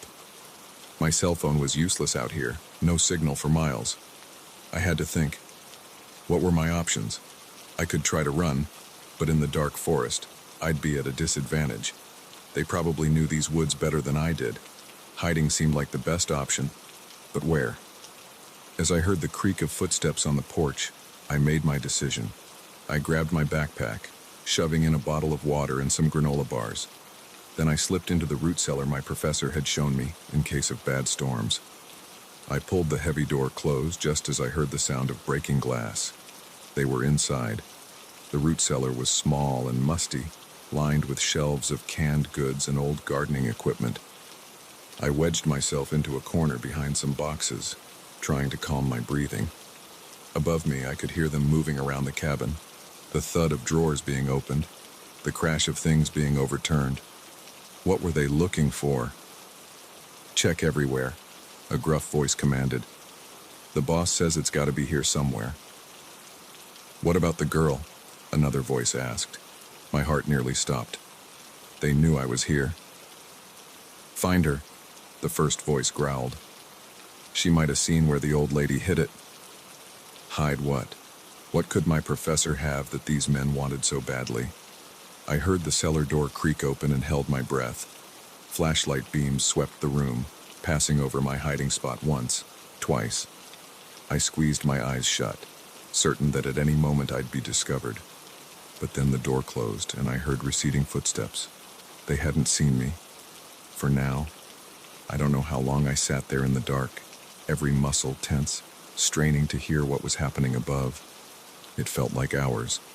Eventually, the noises stopped. Had they left? I waited, counting to 1,000 in my head before I dared to move. Slowly, carefully, I eased out of my hiding spot. My legs were cramped, and pins and needles shot through my feet as I stood. I crept to the cellar door and listened. Silence. Taking a deep breath, I pushed the door open a crack and peeked out. The cabin was a disaster, furniture overturned, drawers emptied onto the floor. But it seemed empty. I slipped out of the cellar, my eyes darting around for any sign of the intruders. Nothing. Had they really gone? Just as I started to relax, I heard the rumble of an engine outside. Headlights swept across the windows as a vehicle pulled up. I ducked down behind the couch, my heart pounding. The car door slammed, and heavy footsteps approached the cabin. Find anything? A new voice called out. Nothing, came the reply from outside. Place is clean. No sign of the document or the girl. Document? What document could be so important? Keep looking, the newcomer ordered. Tear the place apart if you have to, and find that girl. She must be around here somewhere. I knew I couldn't stay in the cabin. It was only a matter of time before they found me. I needed to get out, to find help. The back door was only a few feet away. If I could make it there, I might have a chance to slip into the woods unnoticed. Taking a deep breath, I crawled towards the door, staying low to avoid the windows. Just as I reached for the handle, a floorboard creaked beneath me. The cabin went silent. Then, footsteps, moving quickly in my direction. I didn't think. I yanked the door open and ran. Behind me, I heard shouts and the sound of pursuit. I plunged into the dark forest, branches whipping at my face as I ran blindly through the undergrowth. I had no idea where I was going. My only thought was to put as much distance between myself and those men as possible. I ran until my lungs burned and my legs felt like jelly. Finally, I couldn't run anymore. I collapsed behind a large tree, gasping for air. As my breathing slowed, I strained my ears for any sound of pursuit. Nothing but the normal nighttime sounds of the forest. Had I lost them? Or were they out there still, searching methodically through the woods? I knew I couldn't stay there. I needed to find help to get to the authorities somehow, but in which direction? In the panic of my flight, I'd lost all sense of direction. As the adrenaline wore off, the reality of my situation sank in. I was lost in the woods in the middle of the night, being hunted by dangerous men. I had no phone, no way to call for help, and I had no idea what they wanted or why they were after me. I allowed myself a moment of despair, a few silent tears sliding down my cheeks. Then I took a deep breath and forced myself to think. My professor had mentioned a ranger station about 5 miles east of the cabin. If I could find it, I'd be safe. But how to know which way was east? I looked up, searching for the stars through the canopy of leaves. There, the Big Dipper. I oriented myself, picking out east. It wasn't much, but it was a direction. It was hope.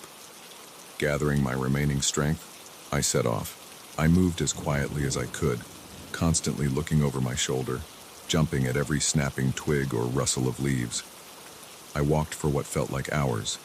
My feet were blistered, my legs aching, but I didn't dare stop. Every time I felt like giving up, I imagined those men finding me, and it spurred me on. Just when I thought I couldn't take another step, I saw it, a faint glow through the trees. The ranger station. Relief flooded through me, giving me a final burst of energy. I stumbled out of the woods into the station's parking lot just as the sun was beginning to rise. The ranger on duty was shocked by my appearance, dirty, scratched, and wild-eyed. But he listened to my story and immediately called the police. The next few days were a blur of police statements and newspaper interviews. It turned out my professor was involved in a high-profile whistleblower case. The men had been searching for documents that could implicate some very powerful people. They caught most of the men who had broken into the cabin, but their leader remained at large. For weeks, I jumped at every shadow, convinced he was coming to silence me. It's been a year since that night, and I still have nightmares about running through those dark woods. I've moved to the city, finding comfort in the constant noise and light. My thesis remains unfinished. I can't bring myself to look at the research I was doing that week, but slowly, I'm reclaiming my life. I'm learning that survival isn't just about outrunning danger. It's about facing your fears and moving forward, one day at a time. I don't know if I'll ever feel completely safe again, but I do know that I'm stronger than I ever thought possible. And if I could survive that night in the woods, I can survive anything. So if you ever find yourself alone in a remote cabin and something feels off, trust your instincts. Sometimes the most dangerous predators aren't the ones with claws and fangs, but the ones who walk on 2 legs and have secrets to protect.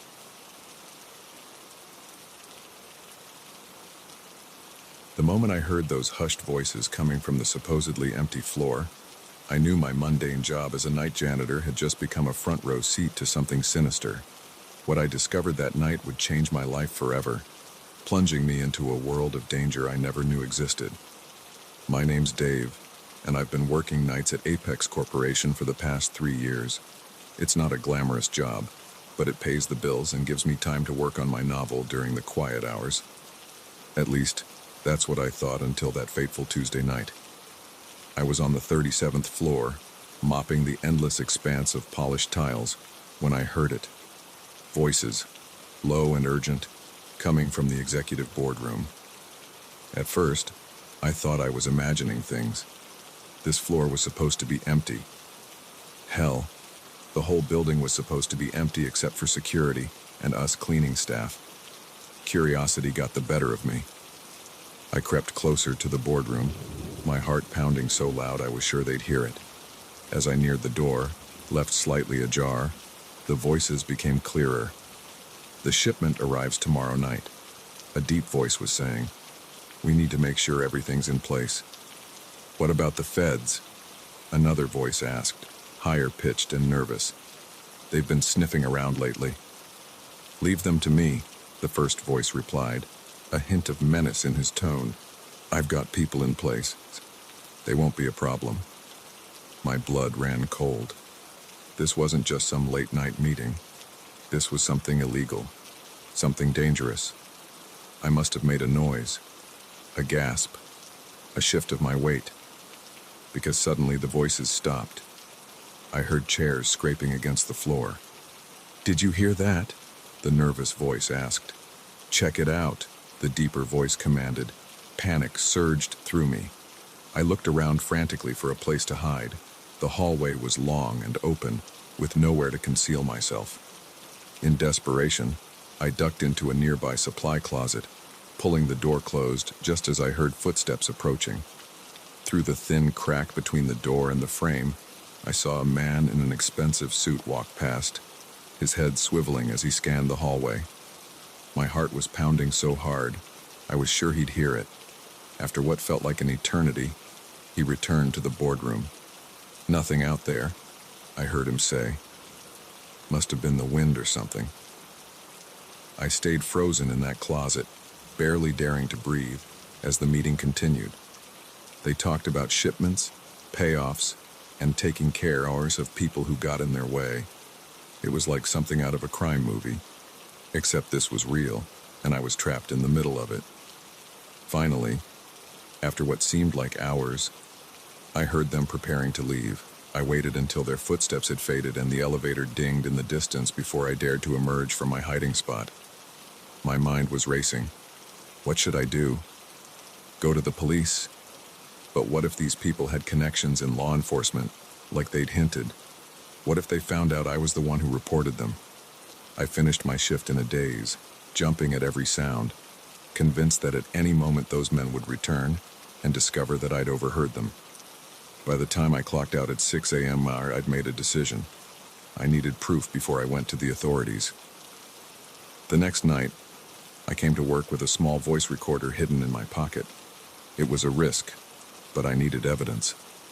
If I could record one of their conversations, maybe the police would have to take me seriously. As I worked my way through the building's floors, I kept an ear out for any unusual sounds. For hours, nothing seemed out of the ordinary. I was beginning to think that maybe I'd imagined the whole thing, that the stress of working nights had finally gotten to me. But then, around 2 a.m., I heard it again. Voices coming from the same boardroom. My heart started racing as I approached, recorder at the ready. This time, there were more of them. I could make out at least 5 distinct voices, all talking about the shipment that was due to arrive that night. They mentioned a warehouse down by the docks, and a time, 3:30 a.m. I recorded for as long as I dared, then slipped away. My hands were shaking so badly I could barely push the mop. I had it, actual evidence of whatever criminal enterprise was operating out of Apex Corporation. But now that I had the recording, I was even more terrified.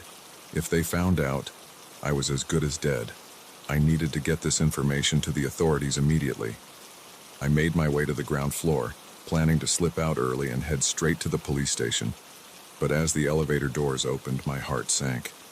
Standing there in the lobby were 2 of the men I'd seen leaving the boardroom the night before, and they were looking right at me. "Well, well," one of them said, his voice chillingly familiar. It was the deep-voiced man from the meetings. "What are you doing here so late, janitor?" I swallowed hard, trying to keep my voice steady. Just finishing up my shift, sir." He smiled, but it didn't reach his eyes. "Is that so? Funny.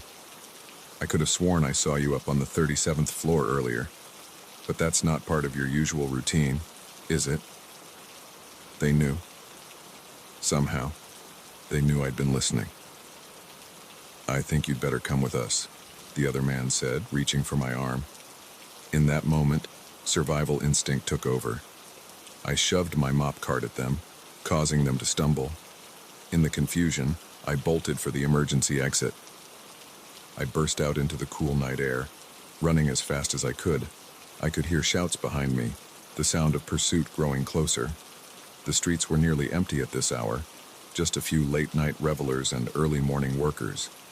I darted down alleys, vaulted over fences, anything to lose my pursuers. I don't know how long I ran. My lungs were burning, my legs felt like lead, but fear kept me going. Finally, I saw it. The police station, its lights a beacon of hope in the pre-dawn darkness. I staggered through the doors, gasping for breath. The desk sergeant looked up in alarm. "Please," I panted. "You have to help me. They're after me. I have evidence, criminal activity, Apex Corporation." The next few hours passed in a blur. I gave my statement, handed over the recording. More officers arrived, detectives in suits who asked me to go over my story again and again. As the sun began to rise, casting long shadows through the station windows, one of the detectives approached me. His face was grim. "Mr. Johnson," he said, "I want you to know that what you've done here is incredibly brave. The information you've provided, well, let's just say it goes a lot deeper than we initially thought. We're going to need to place you in protective custody." The reality of my situation began to sink in. I'd uncovered something big, something dangerous, and now my life would never be the same. The next few months were a whirlwind of safe houses, court appearances, and constant looking over my shoulder. The case against Apex Corporation and its executives made national headlines. It turned out they were involved in everything from money laundering to human trafficking. Thanks to my evidence, most of the ring was brought down. But a few key players remained at large, including the deep-voiced man who'd confronted me that night. Even now, years later, I sometimes wake up in a cold sweat, convinced I hear footsteps outside my door. I've changed my name, moved across the country, started a new life. But I can never quite shake the feeling that I'm being watched. I often think back to that night, to the moment I decided to investigate those voices instead of minding my own business. Sometimes I regret it, wishing I could go back to my simple life of mopping floors and dreaming of being a writer. But then I remember the lives that were saved because of what I uncovered, the victims who found justice. And I know that, despite everything, I made the right choice. So if you're ever working late and hear something you shouldn't, remember my story. Sometimes the most important cleaning up isn't done with a mop and bucket, but with the courage to expose the dirt that others want to keep hidden. Just be prepared. Once you step into that world, there's no going back to blissful ignorance. The truth, I've learned, is a powerful and dangerous thing. But in the end, it's all we have to fight the darkness that lurks in the shadows of gleaming corporate towers and behind closed boardroom doors.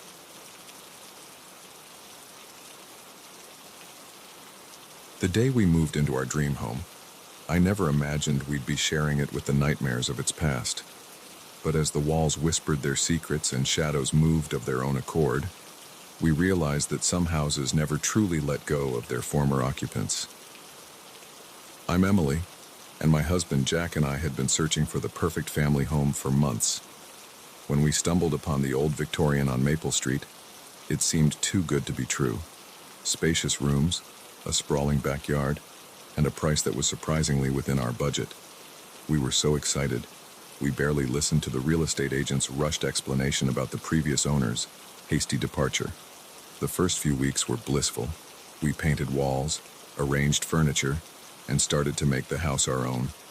Our two kids, Lily and Max, were thrilled with their new rooms and the treehouse in the backyard.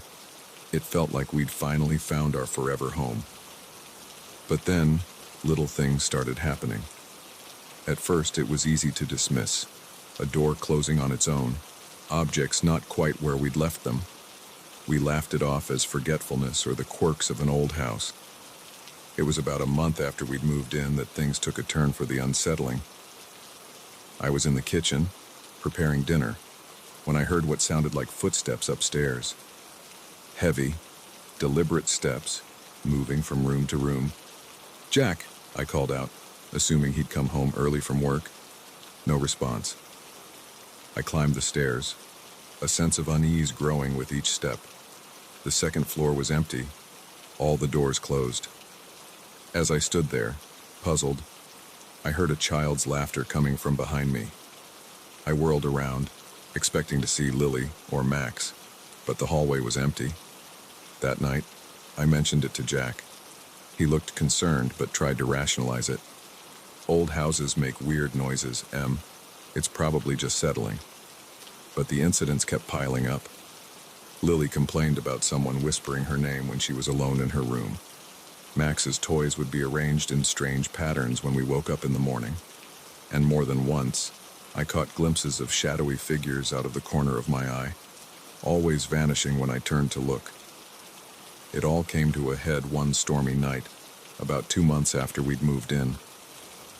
A thunderclap woke me from a fitful sleep. As lightning illuminated the room, I saw a figure standing at the foot of our bed. It was a woman, her face gaunt and eyes hollow, staring directly at me. I screamed, startling Jack awake, but when he turned on the light, she was gone. Shaken, we checked on the kids. Lily was sitting up in bed, tears streaming down her face. The sad lady was here again. She whimpered. She said we need to leave before they come back. That was the final straw. The next morning, we started researching the history of the house. What we found chilled us to the bone. The previous owners, the Harrises, had disappeared without a trace 3 years ago. The case had gone cold, but there were whispers of strange occurrences in the house, of the family's increasing paranoia in the weeks before they vanished. Digging deeper, we uncovered a pattern. Every family that had lived in the house for the past century had either moved out abruptly or met with tragedy. Accidents, disappearances, sudden illnesses. The house seemed to be a magnet for misfortune. We were debating what to do when Max came running into the room, his eyes wide with excitement. "I made new friends," he exclaimed. "They live in the walls, and they want to play hide and seek." A chill ran down my spine. "Max, honey, what do you mean they live in the walls?" He pointed to a small vent near the floor, one I'd never paid much attention to before. "They come out from there. They're funny looking, but they're nice. They said they've been waiting for someone to play with for a long time." Jack and I exchanged worried glances. That night, after the kids were asleep, we decided to investigate. Armed with flashlights and a healthy dose of fear, we approached the vent Max had pointed out. Jack unscrewed it carefully, revealing a dark space beyond. As he shone his flashlight into the opening, we both gasped. There was a narrow passageway, barely big enough for a person to crawl through. "Should we?" I hesitated, fear battling with curiosity. Jack nodded grimly. "We need to know what we're dealing with." He went first, squeezing into the tight space. I followed, my heart pounding so loud I was sure whatever was in there would hear it. The passage twisted and turned, leading us deeper into the bowels of the house. The air grew stale, and I could swear I heard whispers echoing around us. Finally, the passage opened up into a small room. As our flashlights swept the space, I had to stifle a scream. The walls were covered in drawings, crude, childlike sketches of people screaming, of dark figures looming over them. And in the center of the room was a collection of objects. Toys, jewelry, wallets. Things that must have belonged to previous occupants of the house. But what made my blood run cold was the fresh crayon drawing pinned to one wall. It showed our family, Jack, me, Lily, and Max, surrounded by smiling stick figures. Underneath, in a child's scrawl, were the words, "New friends to play with forever." We scrambled out of there as fast as we could, our minds reeling. What were we going to do? We couldn't stay, but who would believe us if we told them the truth? As we emerged from the vent, dusty and shaken, we found Lily and Max standing in the hallway, their eyes wide and unfocused. "They're coming," Lily said, her voice eerily calm. "They want us to join them." Suddenly, The house came alive with noise, banging on the walls, scratching sounds from inside the vents, and a chorus of whispers that seemed to come from everywhere at once. We didn't stop to pack. Grabbing the kids, we ran for the car, the sounds of chaos following us.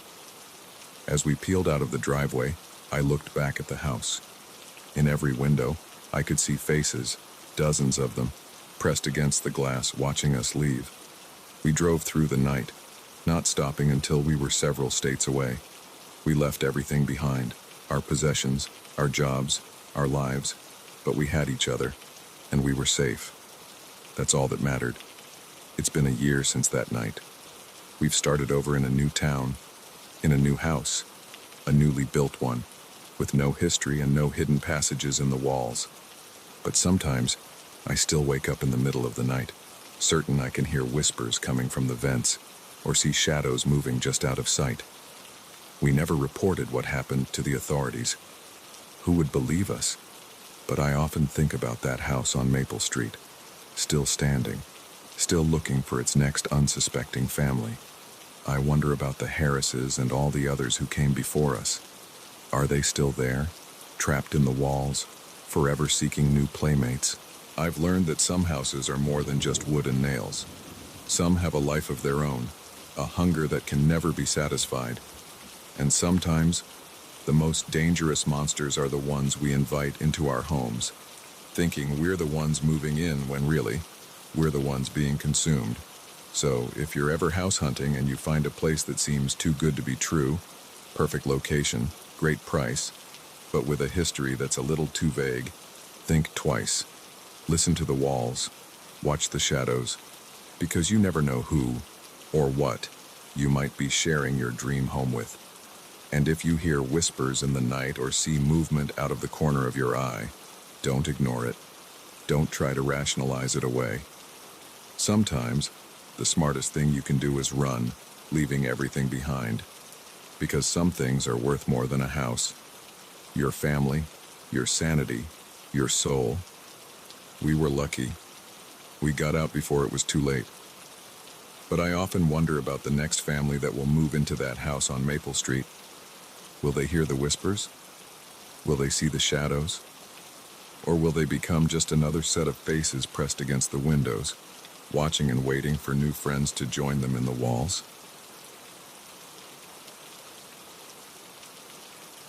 The moment my car sputtered to a stop on that deserted road, I knew I was in trouble.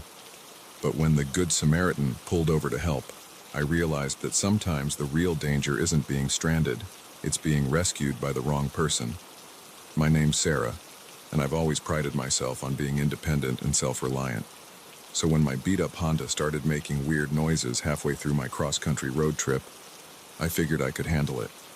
I mean, how hard could it be to get to the next town and find a mechanic? Turns out, pretty damn hard when your car decides to give up the ghost in the middle of nowhere, Oklahoma. It was just past sunset, that eerie twilight time when the world seems suspended between day and night. The road stretched out endlessly in both directions, nothing but fields and the occasional skeleton of a long-abandoned barn as far as the eye could see.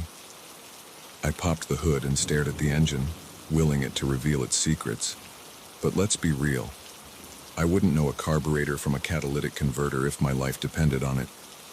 And as the darkness deepened and the temperature dropped, I was starting to worry that it might. I checked my phone for the millionth time. Still no signal. Of course, just as I was contemplating the wisdom of starting to walk, even though I had no idea which direction would lead me to civilization, I saw headlights approaching in the distance. Relief washed over me. Finally, someone who could help. I waved my arms, feeling a bit silly but desperate enough not to care. The vehicle, a large pickup truck, slowed as it approached. It pulled over about 20 feet behind my car, its headlights illuminating the scene in harsh white light. A man got out and started walking towards me. He was tall and broad-shouldered, wearing a flannel shirt and a baseball cap pulled low over his eyes. "Car trouble," he called out, his voice friendly enough. I nodded, suddenly feeling a bit uneasy, though I couldn't put my finger on why. "Yeah, it just died on me," I don't suppose you know anything about cars. He chuckled, coming closer. I might know a thing or two. Mind if I take a look? I stepped back, gesturing towards the open hood. As he leaned in to examine the engine, I caught a whiff of something, alcohol. At this distance, I could see his eyes were slightly bloodshot. Looks like your alternator's shot, he said after a moment. You're not going anywhere tonight, I'm afraid. My heart sank. Oh no. Is there a town nearby where I could get it towed? He straightened up, wiping his hands on his jeans. Nearest town's about 40 miles that away. He jerked his thumb over his shoulder. But don't you worry, pretty lady. I'd be happy to give you a ride. There it was again. That nagging feeling that something wasn't quite right. His smile was a little too wide, his eyes a little too intense. Oh, that's very kind of you, I said, stalling for time. But I wouldn't want to impose. Maybe I could just call for a tow truck. No cell service out here, he said, taking a step closer. Come on, don't be shy. I don't bite. He grinned, and in the harsh glare of the headlights, it looked more like a leer. I took an involuntary step back. I appreciate the offer, but I think I'll wait for another car to come by. My boyfriend is expecting me, you see. He'll be worried if I don't show up soon. The man's expression changed, just for a second. A flash of disappointment, anger.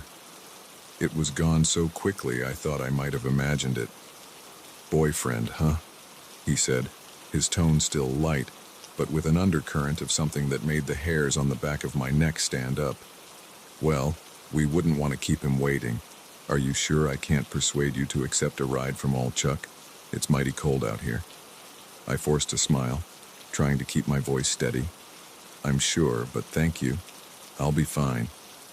He stood there for a moment, just looking at me. I fought the urge to shrink back, to run. Something in his gaze made me feel like prey being sized up by a predator. Finally, he shrugged. Suit yourself. But here, let me at least check if I've got any tools that might help. Before I could protest, he turned and walked back to his truck.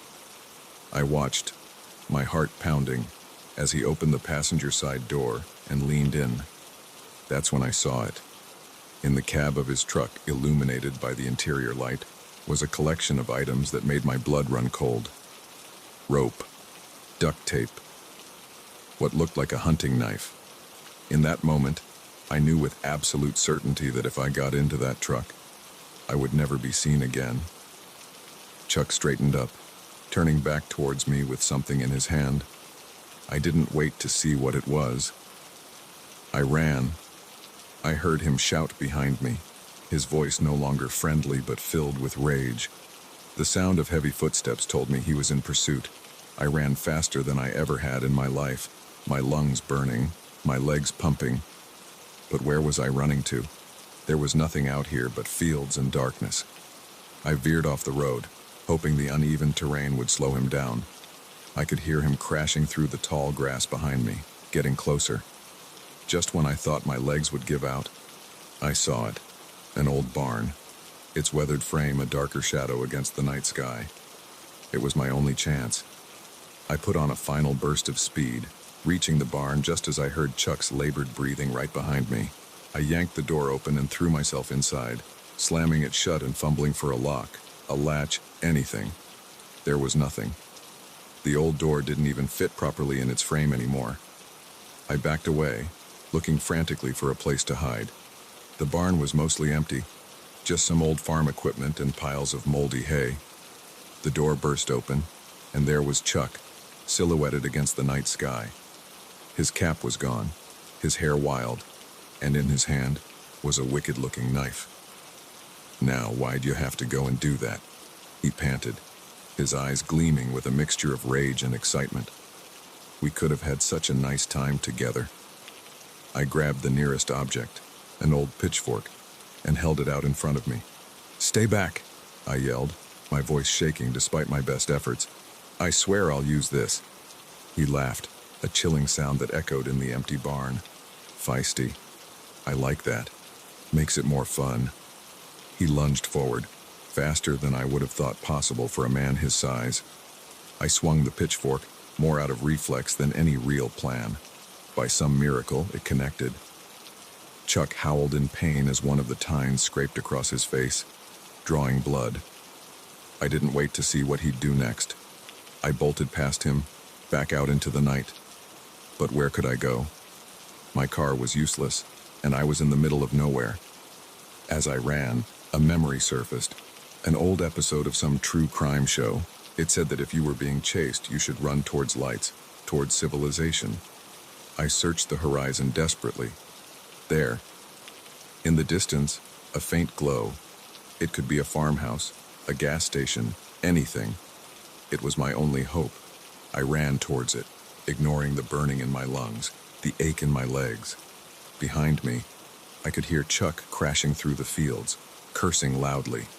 The light grew brighter. As I got closer, I realized it was a house, a real, normal-looking house with a porch light on and a car in the driveway. I used the last of my strength to sprint towards it, screaming at the top of my lungs. "Help!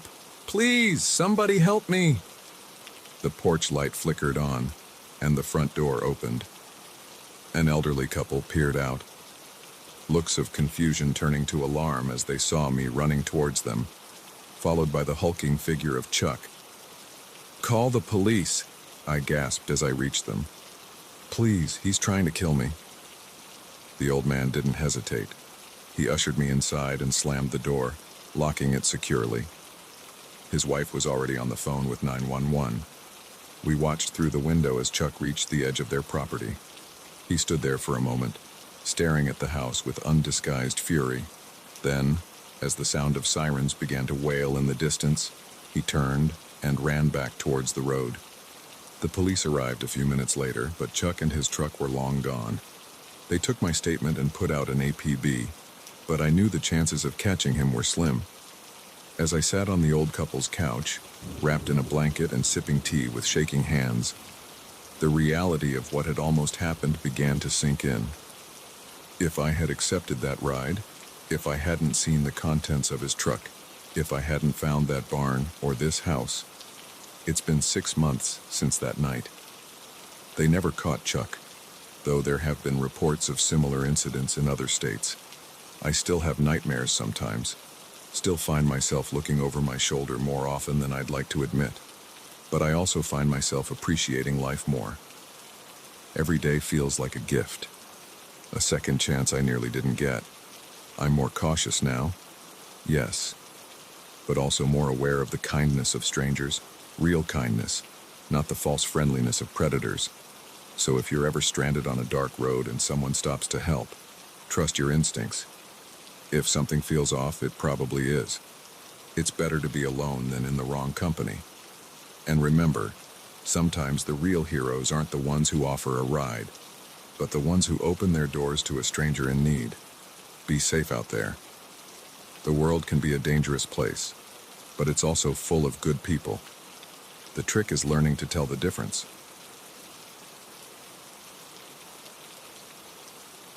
The moment I realized I was trapped in that house with a killer, I knew my job as a realtor had just become a fight for survival. What started as a routine open house turned into a nightmare that would haunt me for years to come. My name's Claire, and I've been selling houses for over a decade. I thought I'd seen it all: fussy buyers, hidden structural problems, even the occasional ghost story. But nothing could have prepared me for what happened that sunny Saturday afternoon in the quiet suburb of Maplewood. The house on Elm Street had been on the market for months. It was a beautiful Victorian, all gabled roofs and intricate woodwork, but it had a bit of a reputation. The previous owners had died there, natural causes, I'd been assured, but it was enough to scare off most buyers. I'd decided to host an open house, hoping to drum up some interest. As I unlocked the front door that morning, I had a feeling it was going to be a long, uneventful day. The first few hours were exactly as I'd expected. A couple of curious neighbors, a young family clearly just browsing, an older gentleman who seemed more interested in the architecture than actually buying. By late afternoon, I was alone in the house. idly scrolling through my phone and thinking about packing up early. That's when he walked in. He was tall and well-dressed, with a charming smile that immediately put me at ease. "Am I too late for the open house?" he asked, glancing at his watch. "Not at all," I replied, slipping into my professional persona. I was just about to close up, but I'd be happy to show you around. As we toured the house, he asked all the right questions about the foundation, the wiring, the history of the property. He seemed especially interested in the basement, commenting on its size and the sturdy lock on the door. "Privacy is very important to me," he explained with a wink. It wasn't until we reached the master bedroom on the second floor that I started to feel uneasy. He stood in the doorway, blocking my exit, his eyes scanning the room with an intensity that sent a shiver down my spine. "This is perfect," he murmured. "Absolutely perfect." I forced a smile, trying to keep my voice steady. "Shall we head back downstairs? I can give you some information about making an offer if you're interested." He turned to me, and the look in his eyes made my blood run cold. The charm was gone, replaced by something predatory, calculating. "Oh, I'm definitely interested," he said, his voice low, "but not in buying the house." My heart started racing. I needed to get out of there, fast. "Well, if you're not looking to buy, I'm afraid I'll have to ask you to leave. I have another appointment soon." He chuckled, a sound devoid of any warmth. "No, you don't. I've been watching this house and watching you. I know you're alone here." I tried to push past him, but he was faster. In one fluid motion, he grabbed my arm and pushed me back into the room. I heard the click of a lock, and my panic surged. "What do you want?" I asked, my voice shaking despite my efforts to stay calm. He smiled, and it was the most terrifying thing I'd ever seen. "I want to play a game. This big, empty house. It's the perfect playground, don't you think?"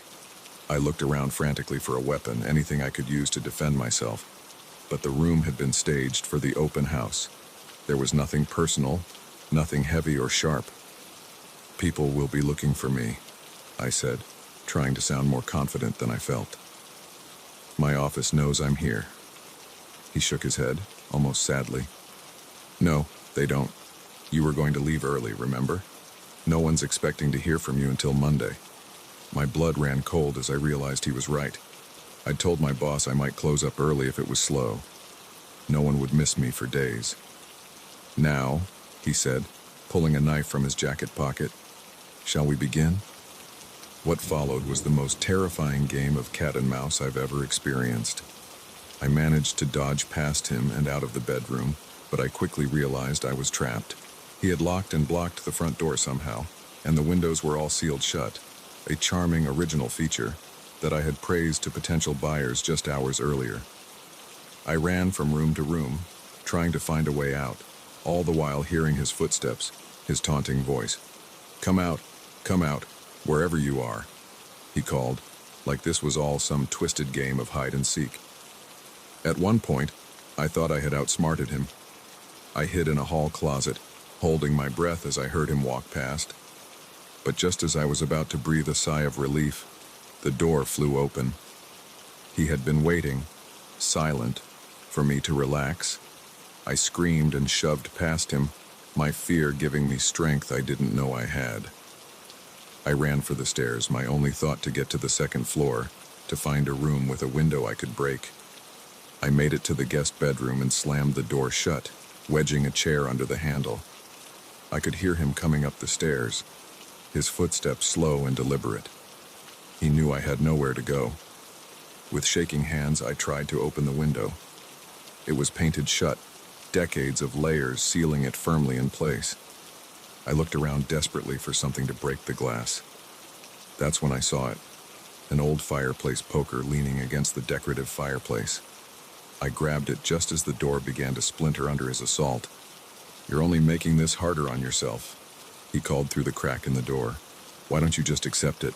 No one's coming to save you." But as he finally broke through the door, I was ready. I swung the poker with all my might, connecting squarely with his head. He went down hard, the knife clattering to the floor. I didn't wait to see if he was out cold. I ran past him, down the stairs, my heart pounding so hard I thought it might burst out of my chest.